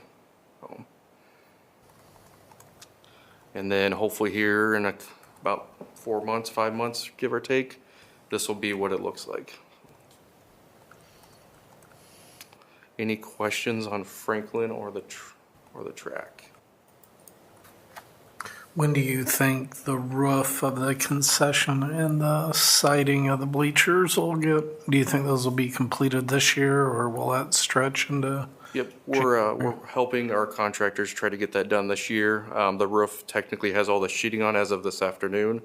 We're working on getting the unit set later this week, and then that will tie that up. Working with Jim Palmer locally for the siding. They were supposed to be here today, just a couple delays on their end with prior projects.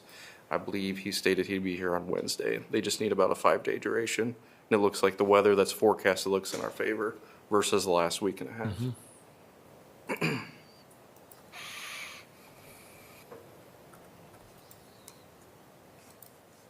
Any other questions or comments?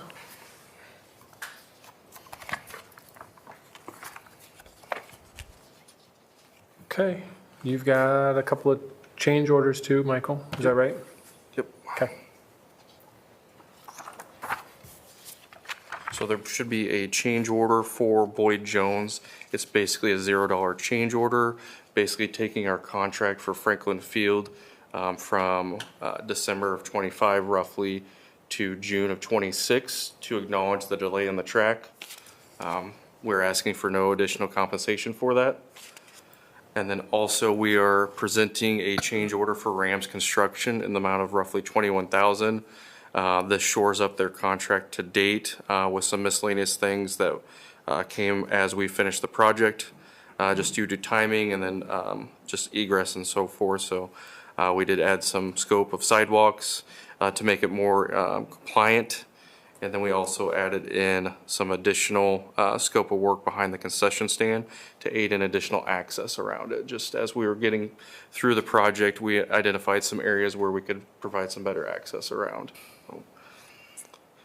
And then we did some preliminary paving up at the upper playground to mitigate with water runoff, so additional curb and gutter there.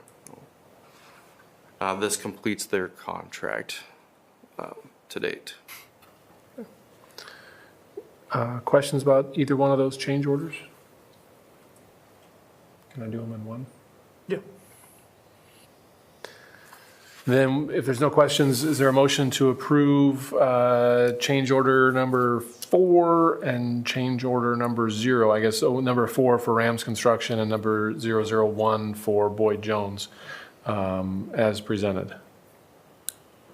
So moved. Second. Wise, Gazlinga? All in favor, say aye. Aye. Opposed, say no. Motion carries 4-0. Thank you. Thank you. Thanks. Abby, you're up.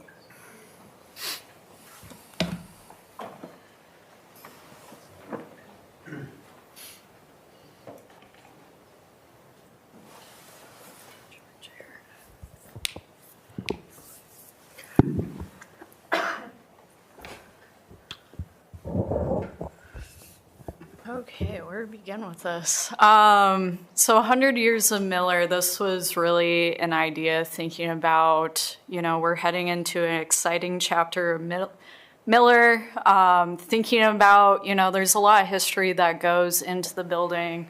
I think one of the fascinating parts for me in my role is just hearing the stories that go with that building. Knowing that a lot of our current students, they have family members that have some tie or connection that goes into Miller.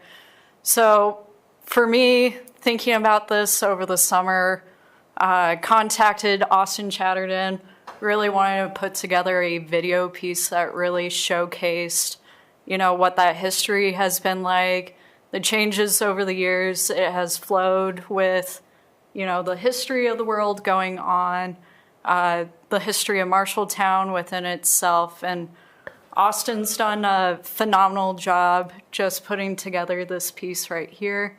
I'll pass it along to him since I know he's put a lot of hours into it, editing, thinking about the storytelling going into it.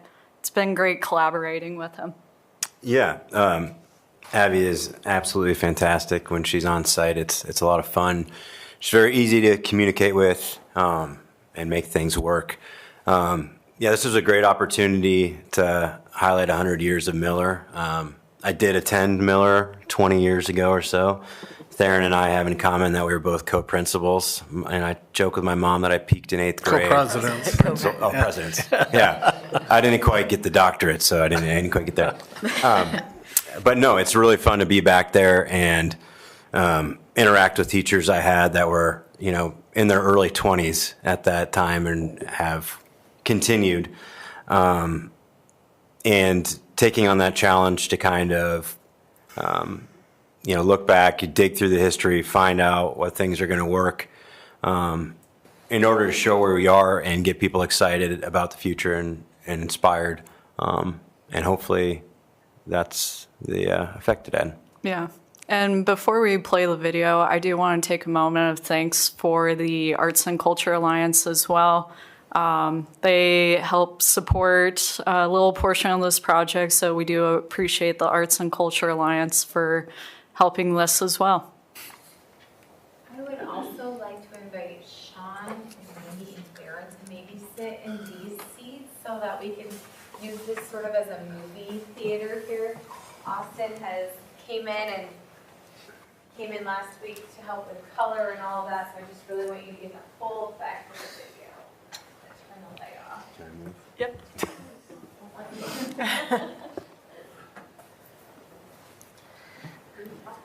I know. It's really good.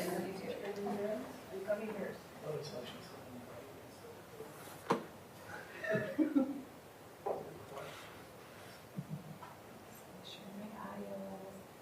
Very specific settings to set here.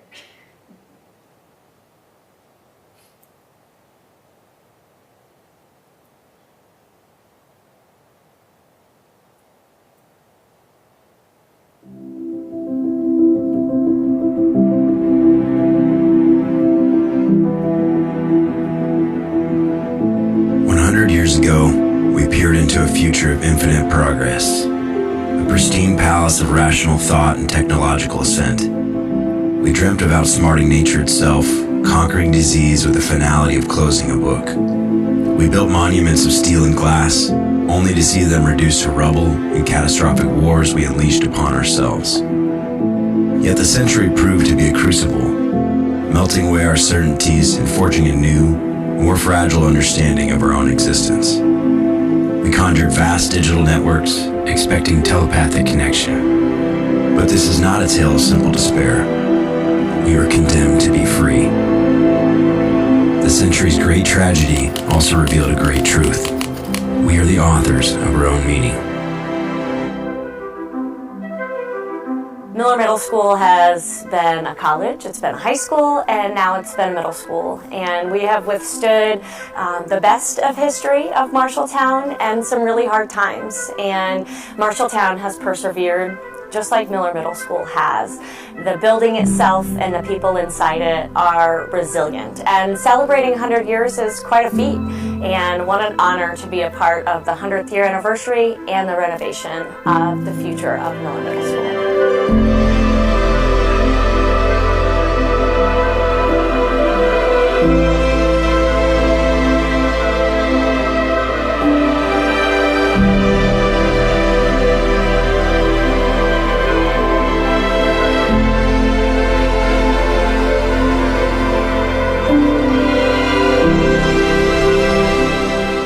To lead Miller is just an honor in general. To be able to serve the students and the families and the community is just something that gets me up and gets me going every single day. And being able to provide a quality education to all of the students over the past 100 years that have come through our doors is one of the things that just keeps it going.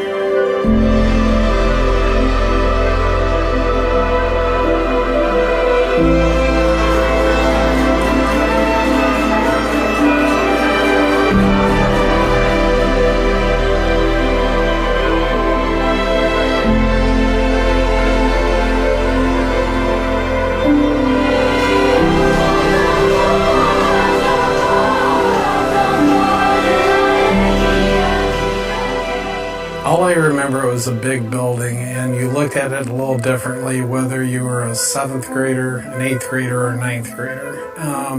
7th grader, you just kept your head down and stayed out of people's way. As a 9th grader, you were kind of kings of the hill and owned the school, kind of. It was really a great time. A lot of my best friends yet today are from that time frame.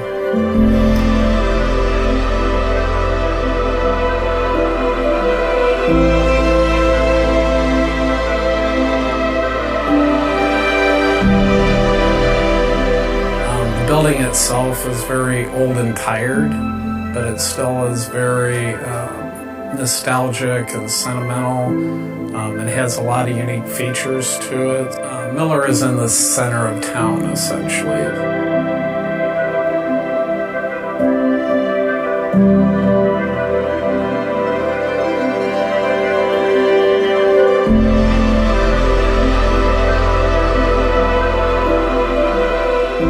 It's incredible. First of all, it was a blessing to be a part of it for 20 years, but when you think about the history of this building going back to the mid-20s, when it was the high school and the community, and obviously times were much different then, the community, the auditorium, all the events that were held here. And what's most exciting is this transformation that's going to take place so that it will become that for the next generation and generations to come.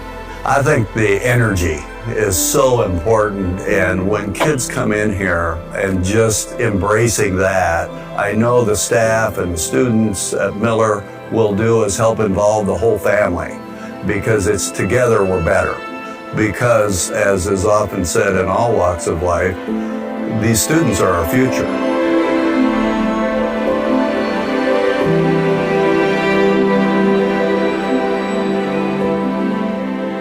For basketball, like, they teach you many things. They go harder on you. And there's a gym you can have, gets you bigger. A lot of fun. In all these schools, they really give them a workout in the gym.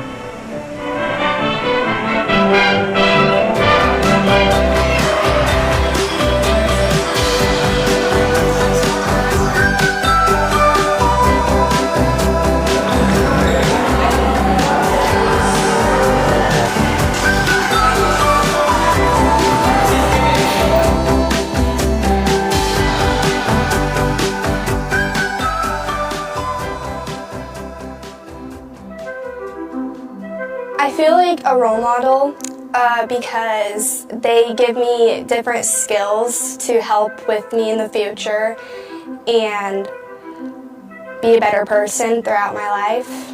When my dad came here, he always gets excited talking about his time here at Miller. If I came back in 20 years, I would tell them about my time here and how it makes me feel like I'm a part of our community and that we all have a role.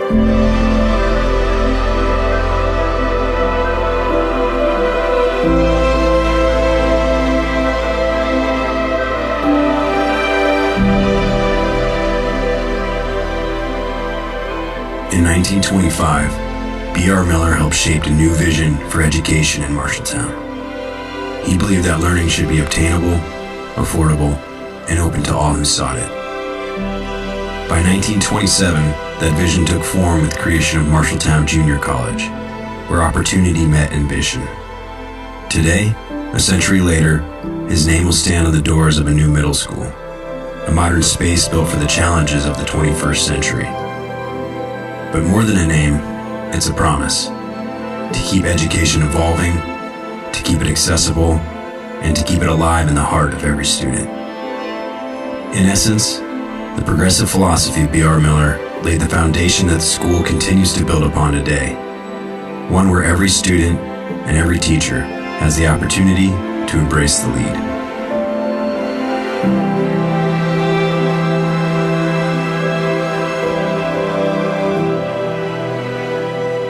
We are Marshalltown. We are Marshalltown. We are Marshalltown. We are Bobcats. We are Bobcats. We embrace the lead. We embrace the lead. We embrace the lead. We embrace the lead. And we embrace the lead.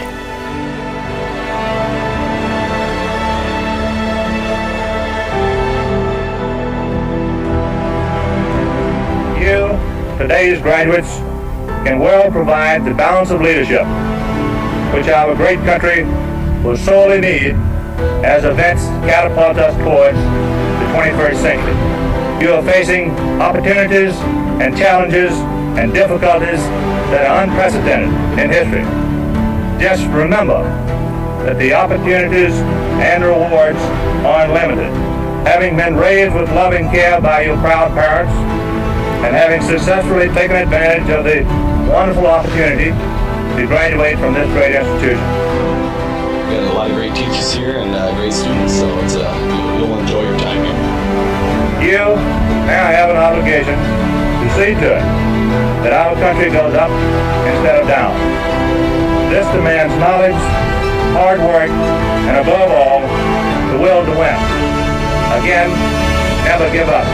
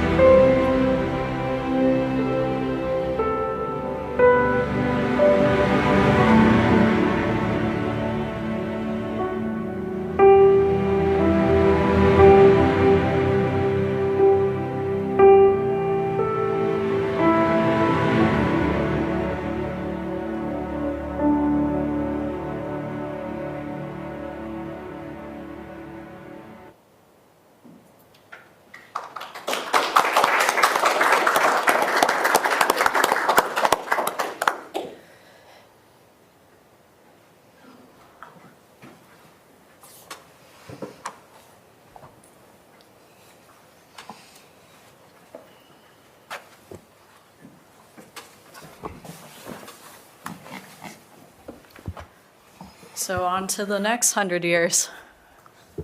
Great job, guys. It's fantastic. Any questions? It was really good. Really good. Okay. Awesome. Yeah, my kids are 8 and 11, so we live 2 blocks away from Miller. So it's really exciting, especially to get in there and spend that many hours with the building. And they were just in the community play there, so imagining what they're going to get to do, it's a really big deal for us. So, thanks. Abby, how do you anticipate using it? Kind of a segmented kind of release into the community, and then the whole entire project itself will be the finale. So you kind of see it kind of come together into pieces similar, Miller's history. Cool. Thank you very much. Thank you. Yeah, very nice. Thank you.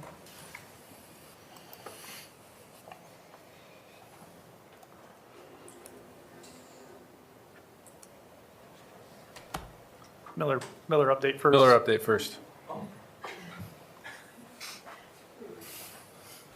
This is a good lead in, wasn't it? I don't think I can follow that. That was awesome. Just to see, the power of video and what it can do to convey messaging versus still imagery, what we produce on a daily basis. Very powerful, impactful, just how much a building can be woven into a community and how important a building can be for a community. So thank you for letting us be a part of that as well and breathing some life into Miller for the next 100 years. So that was awesome. Very good. I get the privilege to just give you a quick update where we're at with some things design-wise. A lot of this presentation you've seen already, and there's a few new images in there that we've gone through our design development phase with some user groups here. So a lot of it will be repeat. We'll go pretty fast. There's 68 slides here, so we're going to go fast. Okay. Hey, real quick, we do have one new board member since last time you were here. Yeah, Would you introduce yourself? Yeah. I'm sorry about that. I'm Tim Turnus with Envision Architecture, a principal. All right. Again, we're starting with that concept statement: restore, reimagine, and unify. Create a bold solution that embraces the school's historic architecture with modern design integration and sustainable features to create flexible and engaging spaces that support students and staff and reflects the broader community. The transformation will honor the past, just as we saw in the video, while preparing the building for a future that supports innovative and varied education. The floor plans really haven't changed much, honestly, since we presented back in July. We've just continued to add more detail, more information, assembled to help the Boyd Jones team and the bidding contractors to put numbers together and be actually able to build it. And so the configuration of the building really hasn't changed, with the athletics areas to the upper left, performing arts in the middle there surrounding the auditorium, and then reutilizing the 1925 portions of the building into the Student Success and Wellness Center, Media Center, and also some collaborative spaces on the lower level. And then to the south, all of our are the education wings, the houses that you're familiar with in all of the classrooms. To the east there is the angled portion is the commons and kitchen and administrative areas, the new entry on the east elevation of the building. Again, these are just exterior materials and how we apply the concept using texture, color, and materiality. You've seen this slide before. Keep going here. And then the application onto the building. This is an image you've seen already. This is how we approach the building with two separate entries. The main entry being to the left near the administrative areas, and then the auditorium entrance for after hours access to the auditorium.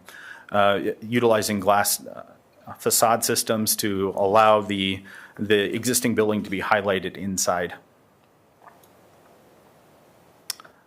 The administration and main entry area.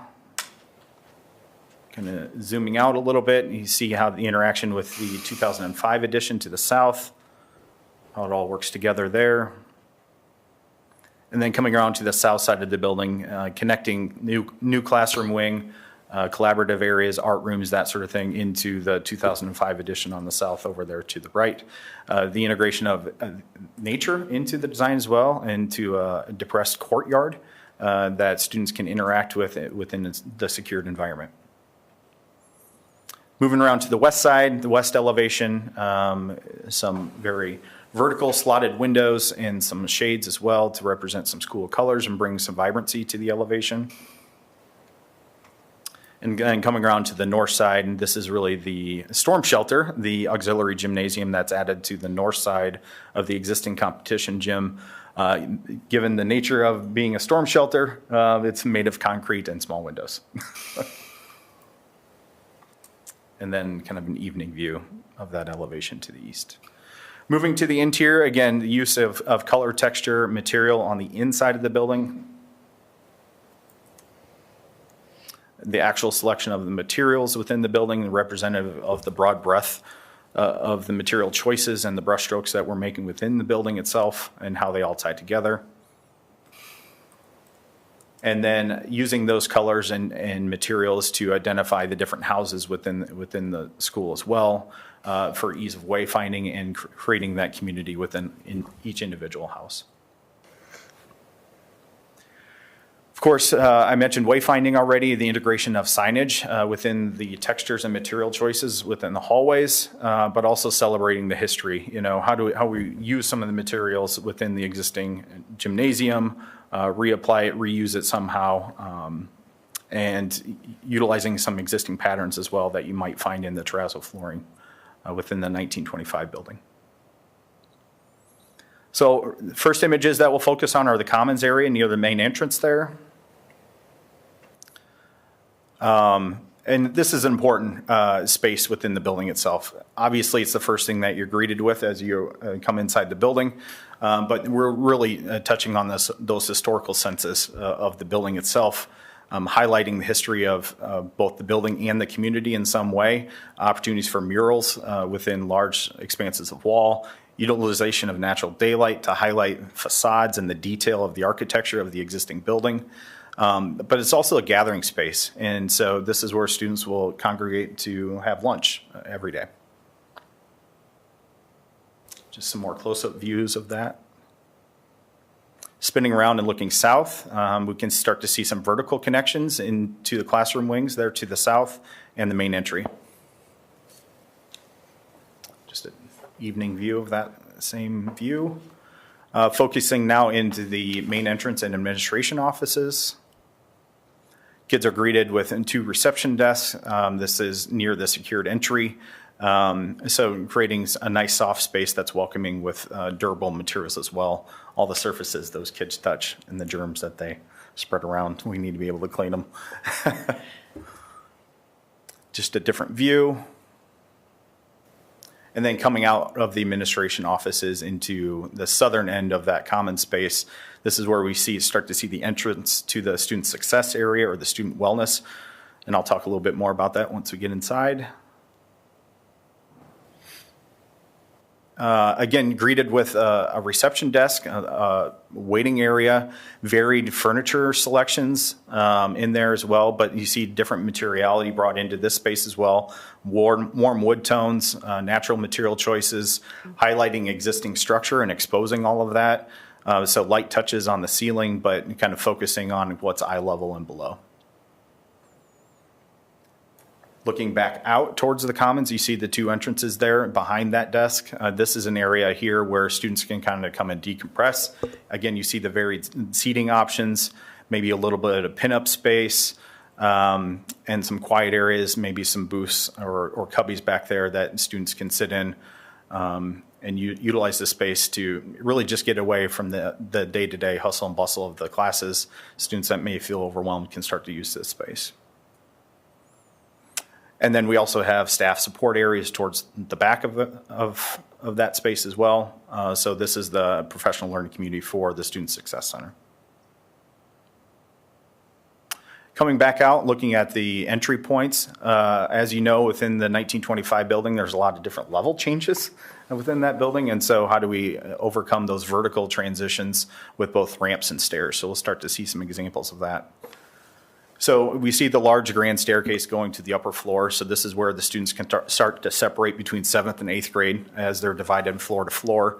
And going into the 7th grade on the main entrance here, we start to transition up a slight floor level to that 7th grade, what we're calling Bobcat Alley. Turning around, again, application of representative graphics and murals, both of the community and the school district. So those are all opportunities for that are yet to be determined. That'll be part of a different package here as we move forward. Getting a little bit closer with Bobcat Alley, moving into the classroom wings. And now you start to see some identification of the different houses as we get to those nodes within the building where we have choice to change directions. So house 1 to the south, house 2 to the west there, and then we can go a little bit further and get to house 3 around the corner. Looking back the other way, toilet rooms, lockers, creating a nice, clean, open area for students to circulate through. Outside of all the classrooms are some little nooks. These are areas where kids maybe need to come out and step out and take a test that their quiz that they missed from the day before because they're out of school for sickness or whatever it is.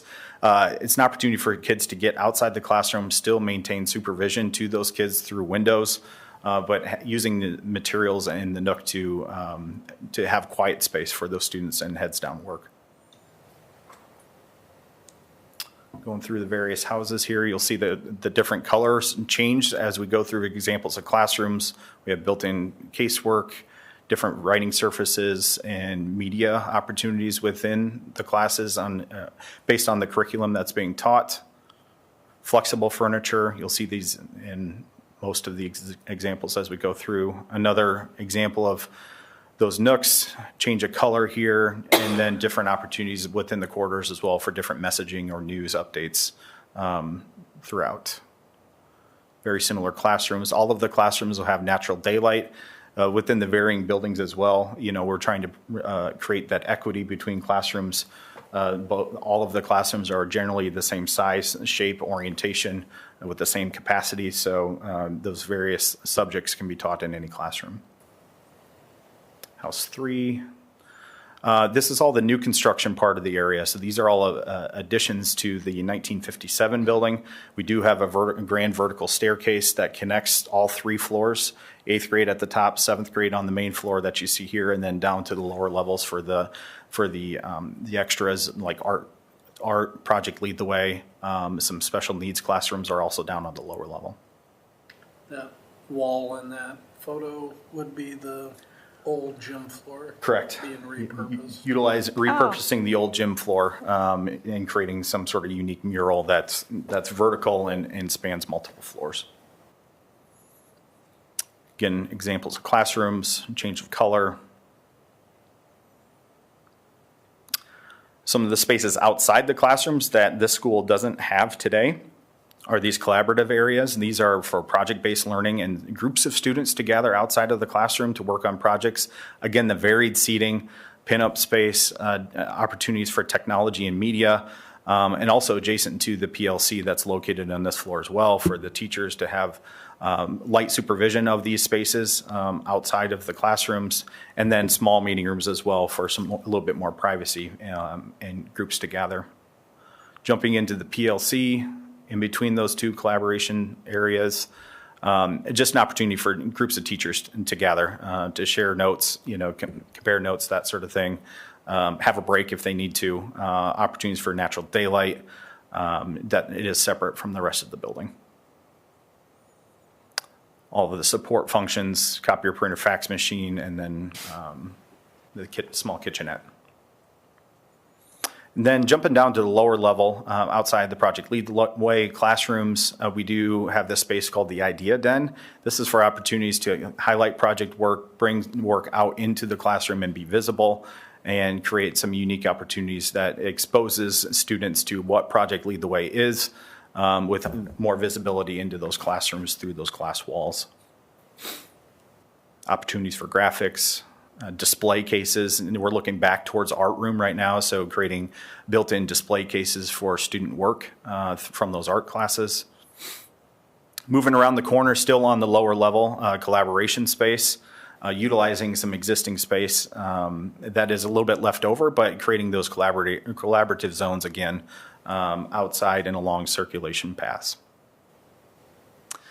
All right, going back upstairs now, above the main level to the media center. To the right there, those are the existing windows that we're looking to replace to bring natural light from the commons area into the media center.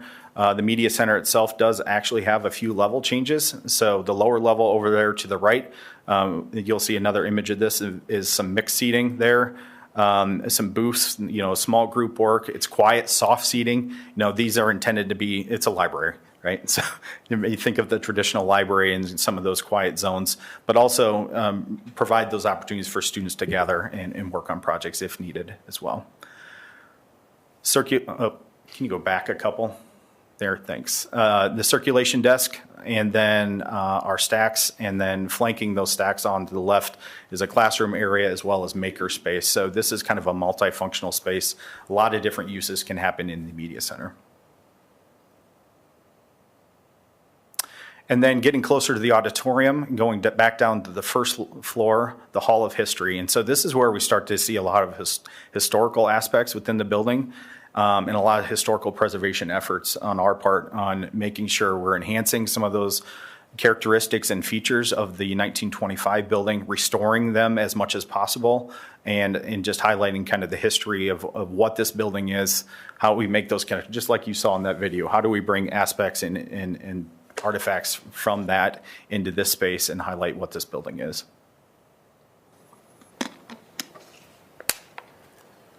Going into the auditorium now, full restoration of all of the finishes, the seating being replaced, stage being extended, new lighting, new audiovisual systems, and so it's a complete refresh of this space. On that north wall there, we are intending to reopen those as windows. Obviously, with the theater itself, the lighting control is important, so they will have blackout shades. But having the ability to open those back up as open windows is really going to be really great for just the day-to-day use of that space. Moving there to the west and the band room, this is the existing gym actually. So picture this as two-story space. We're bringing that ceiling down a bit, creating orchestra and band space, vocal space within that existing gymnasium. So we're subdividing that up. So the white boxes that you see, they're representative of actual large instruments. We don't have model components for instruments like that, drum sets, timpanis, that sort of thing. And so those are space holders there. Multi-purpose room is really the wrestling room. And so wrestling, obviously, in Iowa is a big sport. And so the multi-purpose room can be used for multiple different athletic activities, but it will be primarily the wrestling room. There's an image of that coming up here. So just a refresh of that, a lot of wall-to-wall padding, that sort of thing, some athletic exercise equipment in there, and wrestling mats. And then the auxiliary gym. We saw an image of this in the video as well. Just an extra gym space, and you can start to see some lane lines for a track that runs around and connects into the competition gymnasium as well. And that's that. So a lot of images. I want to preface, this is probably something we'll go over again as we get into your January meeting and present the documents ready for bidding. This just gives you a sense of what those documents represent. And so as we get closer to that, there may be a few more renderings that may pop into this presentation, but this gives you a flavor and taste of what those documents represent, what's being built, and so we can be as clear as possible with all of you before you go through your approval process in January. Tim, we attached Amendment 3 to this item. Do you want to speak to that just a minute? Sure. So Amendment 3 is really finalizing our architectural fee services for the project itself. Originally, we were basing our fees off of a cost estimate. And so that cost estimate, those dollars were identified very early in the project, have a lot of contingencies, and as we work through the project, we hone in on what the actual cost of the construction is. And so our fee is based off a percentage of that construction cost. So as we think about Boyd Jones putting the cost estimate together, that percentage fee was established early in the project, but that target number has been adjusted. And so that number actually went up. So that means our fees were going up with that as well, because that percentage fee was established early in the project.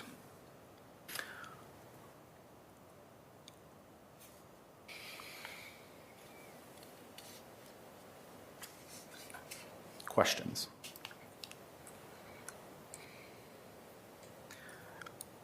Just to note that fee does represent not just architectural services, it's all of the design consultants, mechanical, electrical, plumbing engineers, civil engineering, all of those are represented in that cost as well. So as the overall project cost changes, do we expect more of these change orders, just adjusting based off? No, so very early in the project, the original agreement stated that our fee would be finalized at the end of the design development phase. And so that design development phase that in the cost estimate that Boyd Jones put together a few months ago now, that's the line in the sand. So it will not be adjusted from there. So our original budget was a little bit higher. So once we did get through DDs, it did go down for this section. So it went down a little bit, but it's also inclusive of alternate costs, things that we're holding on to and identifying costs for just to see if they fit in the project or not. And so there is design effort to go through those alternates to see, to basically test the costs of those. And so that's also listed in an attachment to that agreement.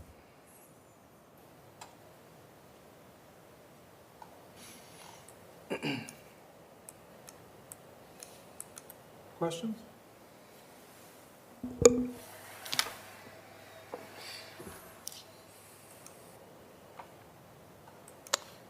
If not, is there a motion to approve amendment number 3 for finalizing the design fee for the Miller Middle School project as presented?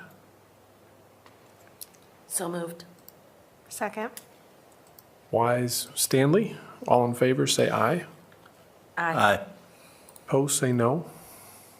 That motion carries 4-0. And then are we going to talk about the phasing overview as well then? Correct, yes. Okay. So you've seen all the literature that Abby and Tim and his team have put together. So now it's part of our process as part of Boyd Jones and the team we're assembling is how do we make this happen over the next several years here. So this is a timeline that our team has put together showing you how we get from the starting point to the end point to achieve the reimagining Miller. So basically phase 1 starts in April of 26. Different phases we'll go through during this presentation. Just note that the short phases are summer work. There is going to be times where we have to get stuff done in that small window. And then forecasting completion roughly late 29, roughly right before school year. Overview of the project here. Basically shows you what your site will look like here once we're 100% complete. On the north side, you'll see the new Aux Gym. You got your new parking leading into what Tim and his team have designed, that commons area. Moving south to the academic wing and then capturing new parking lot to the west as that's been a constraint for the school. And then up on the northwest side, regrading that due to the water issues that have been presented over the years. Just giving you high level there. These are renderings from a model we're using to go through our phasing. Just shows you kind of how we start. So phase 1, right off the bat, our goal was to get the Aux Gym completed for that school year. So you can see it right there on the north side of the building. And then also we will work on foundations on the east side. So waterproofing and so forth for the commons area. You'll see that coming up in the school year as well. We do keep the main entrance open on the east side until school is out. That was a request by the principals for egress. And then also we'll go through kind of how you guys get in and out in a couple other slides here. So phase 2, as a reminder, even numbers are summer activities. As a commitment to the district, once we get the Aux Gym done, we want to get the competition gym refreshed as well, get the lines restriped, get some of the flooring replacement done, revitalize that area so you can utilize it all together. Other things that take place in that summer are elevators, and then also some structural members that will tie into later phases that have to happen in the summer. Phase 3 This is the academic wing, so this will be after the commons is done. So this is the main classrooms that Tim presented earlier. We've split this into 2 phases. The new build goes on the south side here, and then phase 4, which we'll get into, will show you some summer work, but kind of gives you a rough idea of kind of how we move through the building, focusing on certain areas. Phase 4 here is the north basement area, so that's your current kitchen. So we can take ownership of that once the commons is open, and then we move into that south 2005 wing, refreshing those 3 levels of classrooms and auxiliary space as well. The goal going through this is to add classrooms, because each floor we touch, we lose roughly 3 classrooms per area. So we got to add space. So that's kind of how you kind of see these phased this way. We went through some different scenarios. Once we kind of finish the learning academic side, we start going through the Student Success Center and the library, and then the basement where there's auxiliary classrooms as well. So those will be during the school year. And then as we go through, going through the library and Success Center, and then this is where we get into that level 1 and level 2 of the existing student center on the south side. Those have to be completed in a summer. That's why it's phase 6 at the bottom. Basically that summer we retrofit that north classrooms of that wing, and we tie the 2 together. And then as slowly as we work through, we work our way out of the building towards the north, going through band, orchestra areas, fitness center, multi-purpose room, working our way off of campus. Again, light refreshes of those areas there, alternate pricing for the restrooms and bathrooms there. And then overall, we'll be doing mechanical, electrical rooms throughout the project. Those are phased in different phases, just so you guys are aware. Pretty quick, there have been quite a few meetings and different scenarios as we went through phasing. We've looked at going in different areas first. It boiled down into the kitchen is a critical activity for the project. For us to take area, we have to give you guys a new kitchen, is why that commons area northeast side comes into play. And then also we have to add new classrooms with the learning addition to take classroom spaces and take them from 8 and increase the space to what they should be today. Big things that we've identified working with the district as, traffic management is going to be huge for this project. You guys will be active school throughout the entire process. So our team is working through the logistics of how that takes place. Coordination with the 2 principals, with Eric on, bus drop off, student drop off. How do we keep certain areas open? Drainage is an issue in the building that I believe everyone is aware of. Between us and Envision, we're working with a third party on identifying ways to mitigate that as we move into the construction. Site cleanliness, as you guys are aware, we're going to be an eyesight of everybody. How many students, how many teachers, and so forth, the members of the community. So I've put that on our team to make sure that our site is pristine. Communication with our neighbors. So obviously, we have a gentleman that was just right here that says he lives 2.5 blocks away. There's going to be construction traffic. There's going to be loud noises. So one of the things that we've came up with is signage, and then also flyers that will go out to the community members that surround the building, identifying, hey, we're going to be starting work. Here's who to contact if we have issues. Please mind our noise as we kind of work through the Miller project. And then separation and security, just on the last one, is a huge idea there. So as we work through going from student areas to construction areas, there'll be places that we wall off, create temporary accesses, and then every single contractor will be going through background checks to get on board. The team there, so as you guys have met Mitch, we're adding new faces as we go through. Then the next slide. Okay. So quick overview. There's been a lot of time put into this. But are there questions?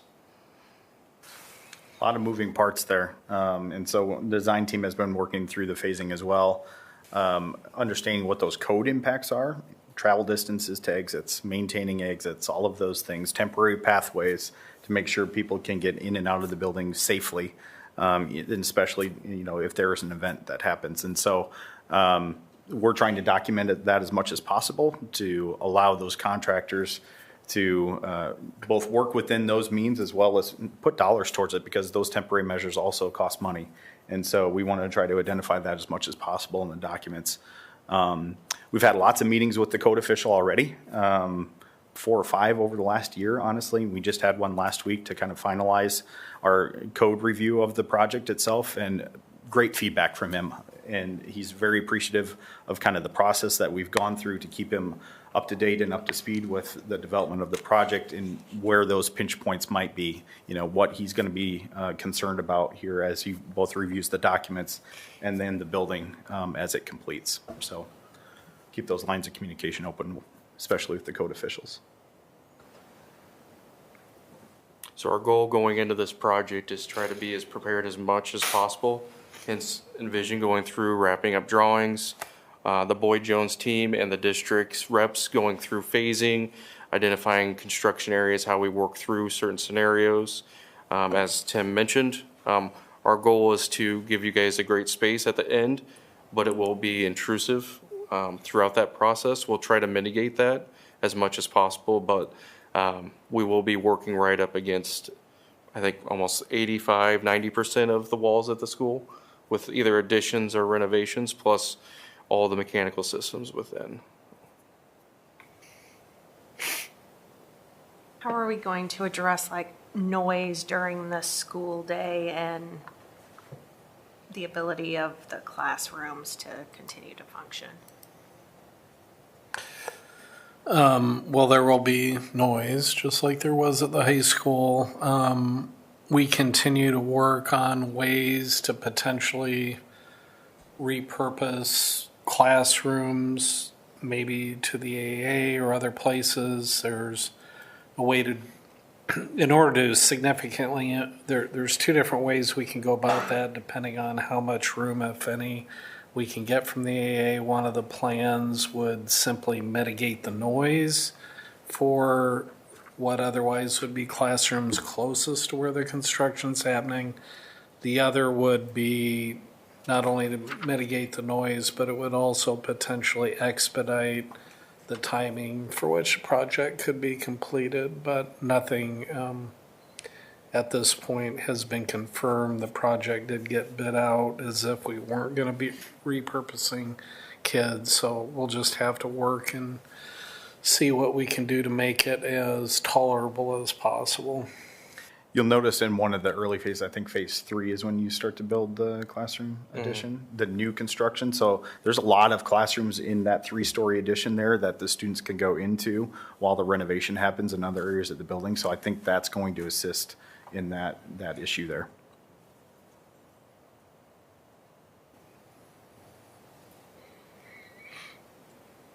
Other questions, comments, thoughts? When you say you're doing the new addition during the first, during the summer, what does that mean? Does that mean just the Augs gym? Does that mean you're doing the gym, the old gym right now and doing that? What does that mean? To be the auxiliary gym, the new commons and district kitchen, and then renovating the auditorium. Okay, got it. Yep. The auditorium, sorry, I missed that earlier, is a rolling retrofit as in that phase as well. Okay. Sounds good. That was the first phase. Phase, okay.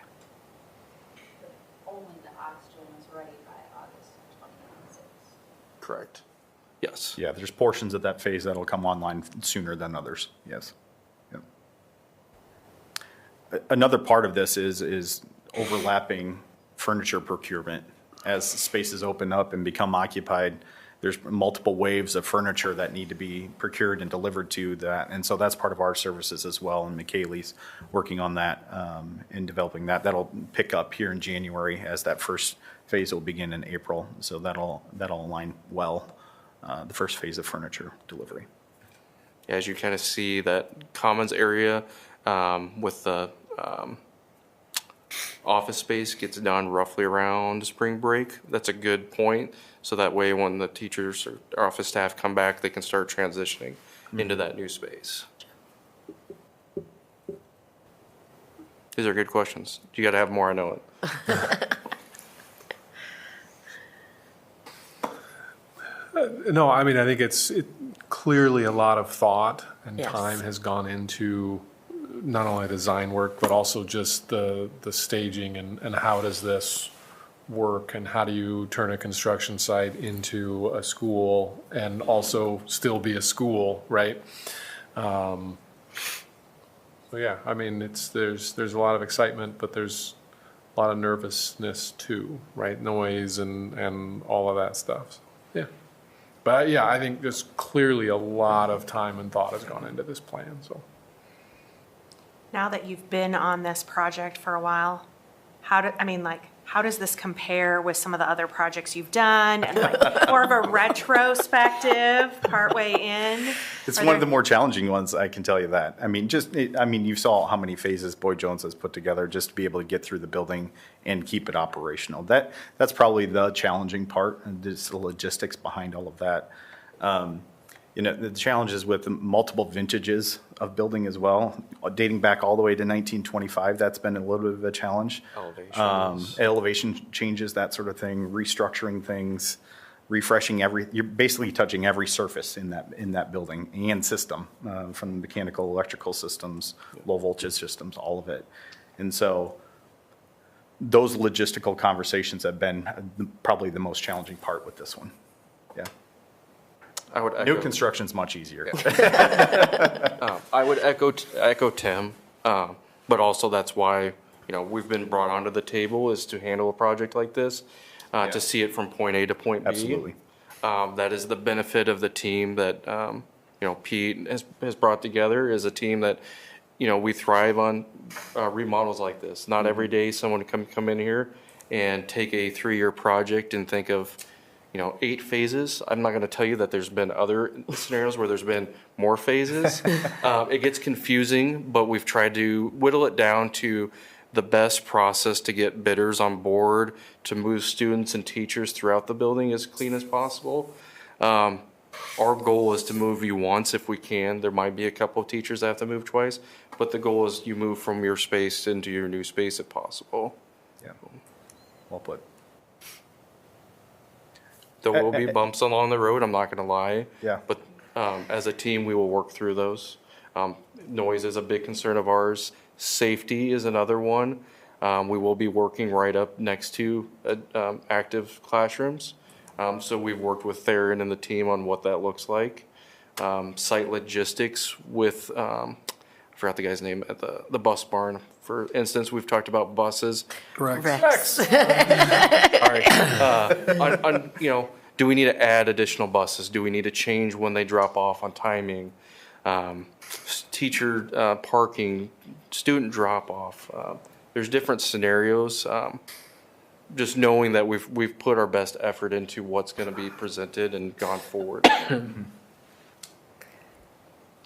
Sorry, Rex.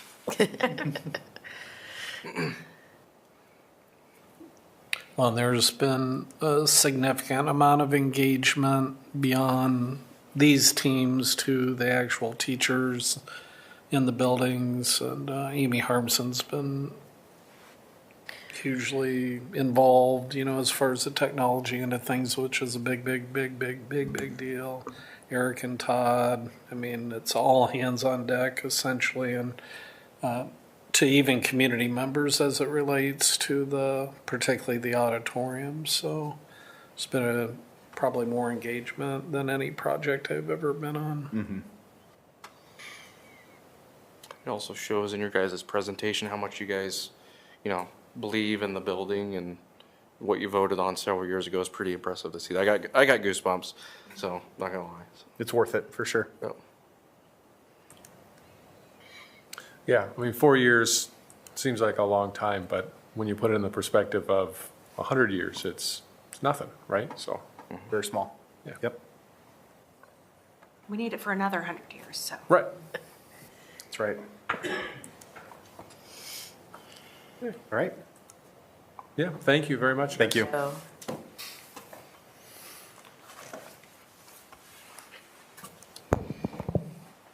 Now, Todd, can you come up? Now you can come up, Todd.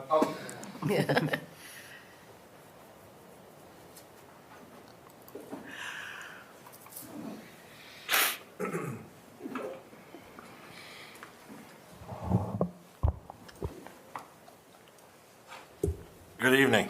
How's everyone doing? Good. So we're here tonight to present a project at the high school to replace the glycol in the chiller that services the roundhouse and the weight room. So last December, the pipe underground that broke that resulted in losing all the polypropylene glycol in the system, and the chiller itself sustained significant damage in the end caps and the 4 tubes. We made repairs to the chiller this summer, and now we need to replenish the 3,400 gallons of glycol to protect the system from freezing up again. There's 2 quotes in front of you tonight. We're recommending to move forward with the low bidder, who's Modern Piping, in the amount of $57,203. And if you have any questions, I'd be happy to answer them. Could you explain what a chiller is? I'm sorry, did anybody else know? I don't know what that is. So the chiller takes about 30,000 gallons of water in a loop, and it recycles it, and it takes polypropylene glycol, and it chills the water down to 42 degrees, that then uses that as a coolant, and then the fans blow across that coolant to actually make the air that discharges into the roundhouse. Gotcha. So it's a very large central air system. Gotcha. Okay. Thank you.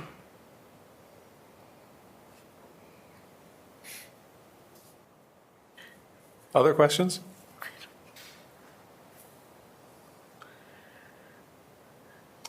Okay. Then is there a motion to approve replacement of glycol in the high school chiller, accepting the quote from Modern Piping, the amount of $57,203 as presented? So moved. Second. Stanley Gazlinga, all in favor, say aye. Aye. Aye. Opposed, say no. Motion carries 4-0. Thanks, Todd. Thank you. Thank you. Hey, Rex. Hey.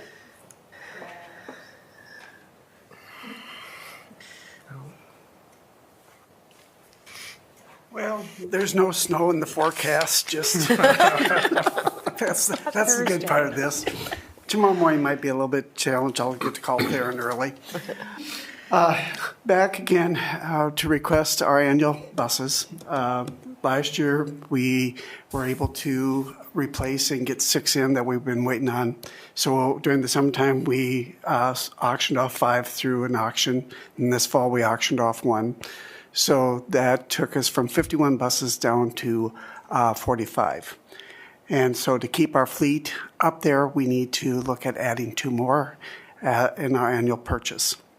What I'm recommending is that we purchase a 36 bus, passenger bus, because some of our groups that we take out don't need the big 52 or 44 or 77 passenger. And also a 52 passenger bus. We did our 3 bids and asking for the 52 passenger to be purchased from Thomas Bus for $165,375, and our 36 passenger from School Bus Sales for $158,802. Questions? You have a 15-year life on buses? Is that the? Normally we try to go 15 with them, and we watch for their how much we're spending on repairs on them. We watch for headaches with them. Some don't last for 15 years, and we got some that are on 20 years and serving us well. So we keep them around because we like them.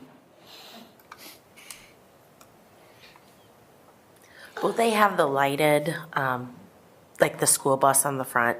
The new ones Yes, do, and we were fortunate enough 2 years ago that we had some funds that we could buy some and retrofit some of our older buses. All our buses will have those on. We like them. We'd Yeah. like to get some more eventually when funds are available to get on our older buses. Yeah. But otherwise, we'll just phase them out over time. But yeah, They'll have them on the new one. They are nice. we try to get them on our rural buses that are out in the country, and also on our activity buses going up and down the road, so those buses can be seen. It didn't seem like it was that long ago that I thought it was astonishing that a bus cost $100,000, and now we're getting close to $200,000. Yep, it's amazing how much the products are going up. So is this kind of what you expected in the budget this year, or are we significantly above your? This will be next year's budget. This won't be Because of the come lead to time Oh, with the because of the bus. lead time. Yeah, because the buses that we got this last year that Rex referenced were like 3 years worth of buses that came in. Yeah, they all came in at the same Yeah, time. so, yeah, we're starting the process now, so if things come in on time, this will be next year's budget, so. Yeah, these are not requested to be delivered to us Until till after July. July 1. But again, is it But yes, what we it's within expected? the cycle and as the budget. Okay. yes, Yeah, we kind of knew what the percentage was going to be. What happens usually, I start looking in July, looking at where the prices are starting to be. And then Randy and I start looking at where we're at, what we can do, type of thing. So we have a lot of discussions way before we get to this stage of knowing what is possible. But it's part of the regular Part of our regular- replacement part of the annual cycle. Yep. Yep. So you said you sold, 5 this summer and then one this fall. Are you down? I mean, are you hurting for buses right now for our district? We're right where we need to be, and looking at potential breakdowns, repairs, whatever. We just had inspection November 22nd, and we had a wonderful inspection. Good. A wonderful inspection. Our mechanics are doing a great job. Good. So we're right where we need to be. Depends on what our student population does. We're transporting a lot of kids right now. Yeah.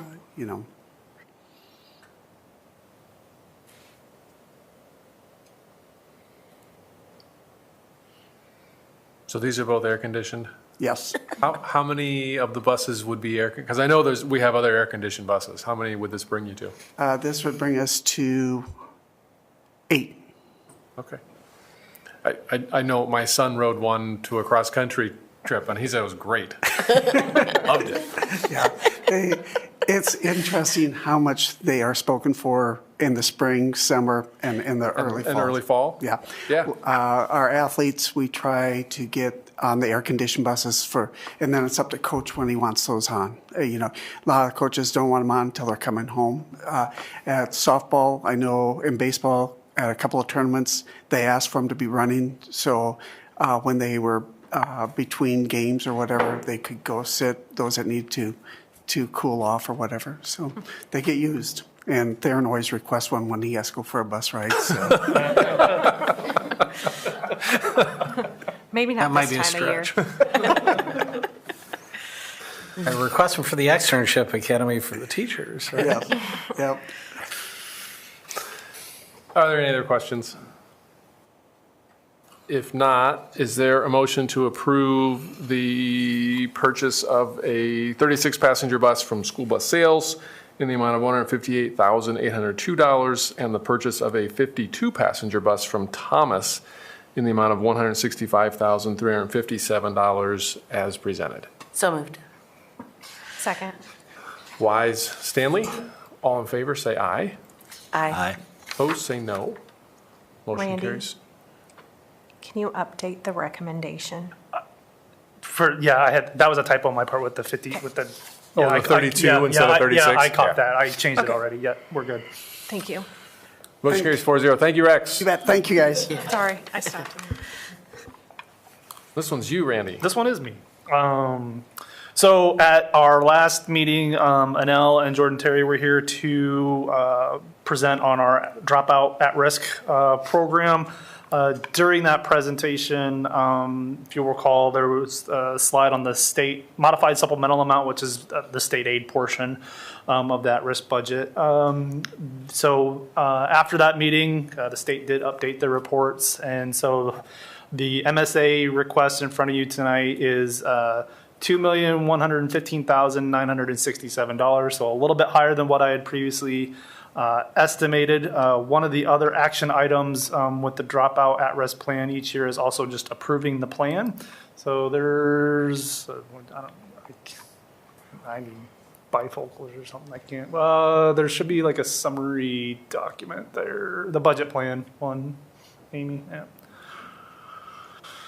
There we go. So this document kind of builds off the presentation that Anel and Jordan did is also attached in the agenda as well too, as that outlines some of the student demographics, and that is also part of the plan that's required to be approved by you all each year. But here is the current estimated budget for next year, which breaks down the property tax and MSA state aid portions, which brings us to an estimated budget of just a little over $3.1 million for fiscal year 27.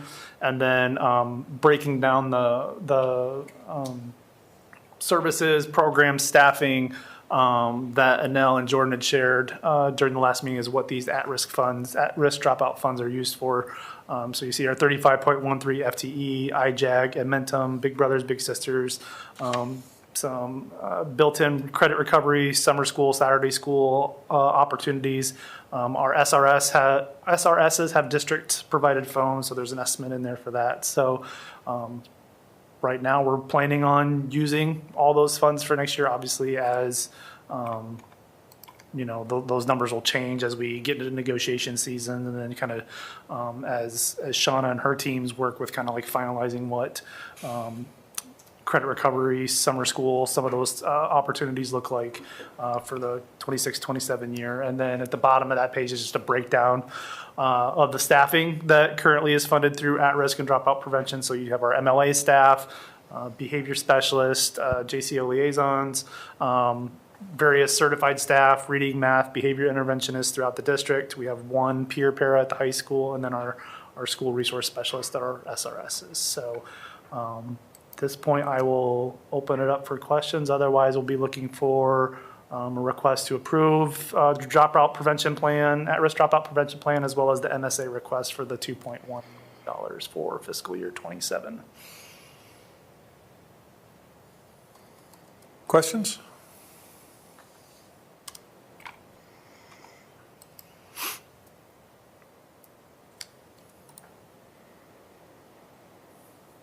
If there are none, is there a motion to approve the 26-27 at-risk dropout prevention plan and the request for modified supplemental amount for dropout prevention in the amount of $2,115,967 as presented? So moved. Second. Gazlinga, Wise. All in favor, say aye. Aye. Aye. Opposed, say no. That motion carries 4-0. And we've arrived at policies. So with first reading policies, there were 3 that have come back to the board tonight. 2 of them we amended, 208 board committees, formerly known as ad hoc committees. Essentially, we adjusted this policy to align with IASB language and to substitute board committees for where ad hoc had been before. And then 802.02 requests for improvements. We needed to bring this back because we needed to put some financial parameters in the policy in addition to updating reference legal citations and references. So with both 208 and 802.02, I recommend the board approve this first reading and waive the second reading. Are there any questions?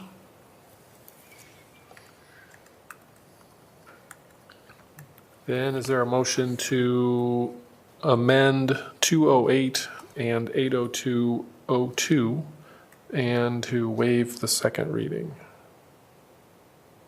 So moved. Second. Wise, Stanley. All in favor, say aye. Aye. Opposed, say no. That motion carries 4-0. We also brought forward a policy for deletion, 208.E1, ad hoc committees exhibit.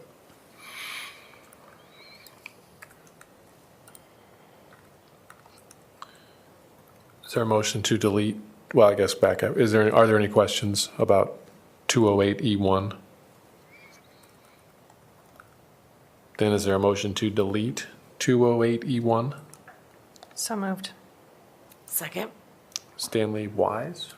All in favor, say aye. Aye. Aye. Opposed, say no. It is deleted. All right, Liz, you had initial review. Got it. Okay, so I have policy 216.2, Board of Directors / Member Development and Training. Mark has reviewed with no changes. Policy 216.3, Board of Directors Member Compensation and Expenses. Marked as reviewed with no changes. And policy 217, Gifts to Board of Directors. Mark as reviewed with no changes. Are there any questions for Liz? Okay, then those policies will be marked as reviewed. And Abby, anything additional for communications this evening? I am trying to work on a picture day for board members, individual and group shot for next board meeting right before, if possible. If all of our board members are able to attend that, John Stalzer is helping me out, so that way we're consistent with the headshot photos of all our staff members as well, so. So how early prior to the January 12th meeting would you like people to be here, Abby? In half hour before if possible.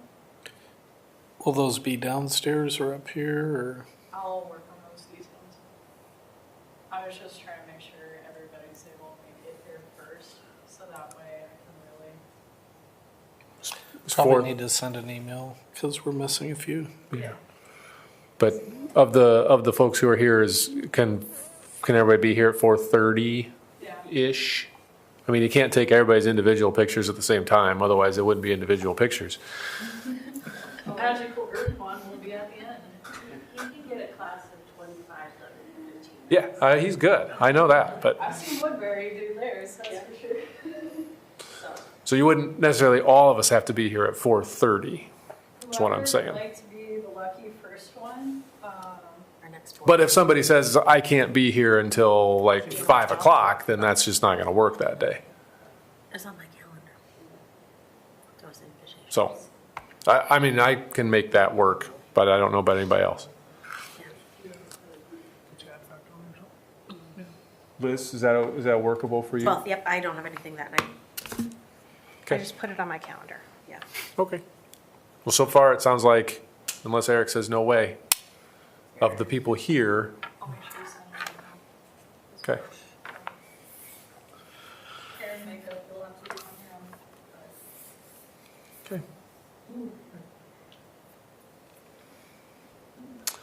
Anything else for communications, Abby, or was that it? Okay. Any committee reports? I know the internal communications met last Friday.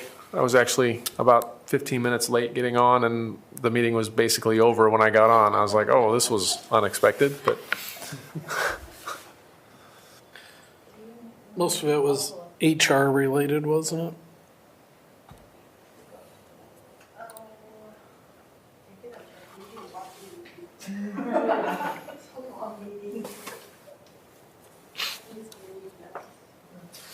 You need standing desk. The two things related to HR, the first one was pertaining to FMLA. There seemed to have been a perception that we had somehow changed the process. and concern about HR determining FMLA eligibility before the doctor determined FMLA eligibility. And as it turns out, the doctor doesn't determine FMLA eligibility per the Department of Labor. So I created a document. It was included in that internal communication to help our staff to better understand how FMLA operates. The change actually was a result of us putting all of those documents in records. So then the communication was back and forth through records. So that was new, but our staff should be more comfortable using records where all of their information is stored. So that was a long piece of information that I created for them. And when we start to use the intranet, be a great place to store that information and refer staff to that location for information about that. The second piece had to do with their seniority. As we had staff members transfer between departments, I needed to update that document to just clarify where people stood now within each of the departments, either as they have been in the department a longer period of time, so beyond 5 years, then their seniority changes to their years in the district, or it changed and became one because they are now in special ed, or now they're a title teacher, or now they're an ESL teacher. So love our records so that we can go back through the board docs and quickly fix seniority when you have a certified staff of over 400 teachers. So that was just from my perspective. Was there something else? Oh, yes. In the past, and because we have several new teachers in special education, as well as ESL teachers who work closely with content teachers, in the past we have provided a professional development for teachers in the summer. Of course, that's an at-will opportunity, but it just helps to identify the different models and give co-teaching, as well as give those co-teaching pairs an opportunity to come together, get to know each other, talk about their teaching styles, their classroom management styles, and make some decisions as partners in a classroom on how they are going to manage student behaviors and manage learning, and after our all means all conference, ensure that both partners are teachers of every student in the classroom versus those are your kids and these are my kids. So that's a very important part of that learning. So Dr. Smith is committed to finding ways to ensure that our teachers have an opportunity to get back to that professional learning on co-teaching.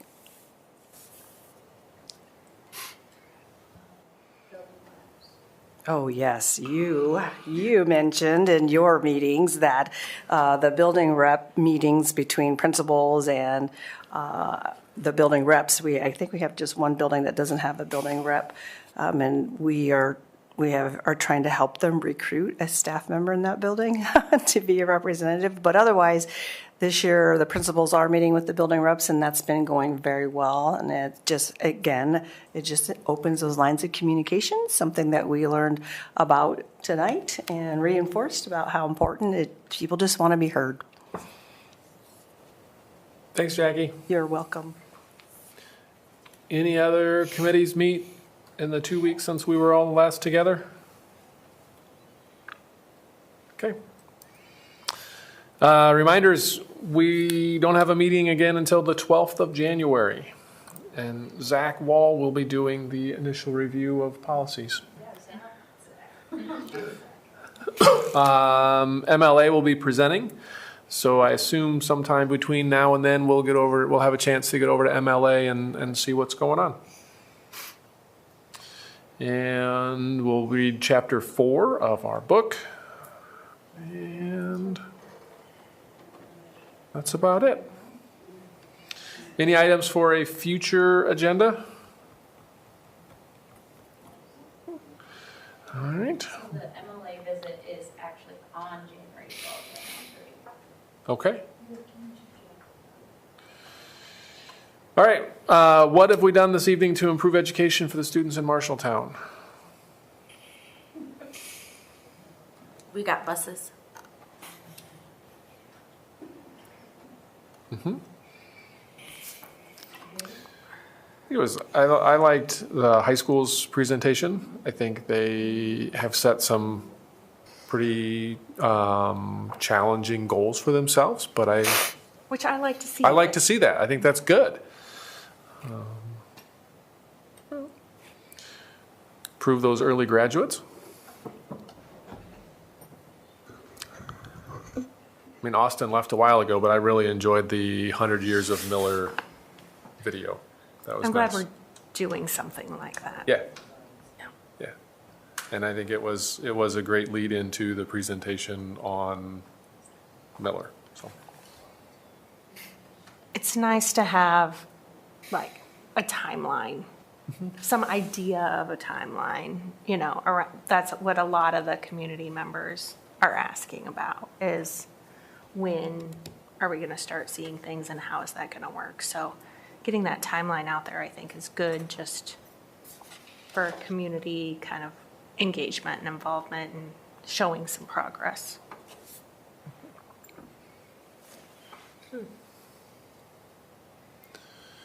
all right. We have a closed session? Okay, we'll take like a 5-minute break here to give everybody who doesn't need to stay for the closed session an opportunity to, you won't need the 5 minutes, do you? No. To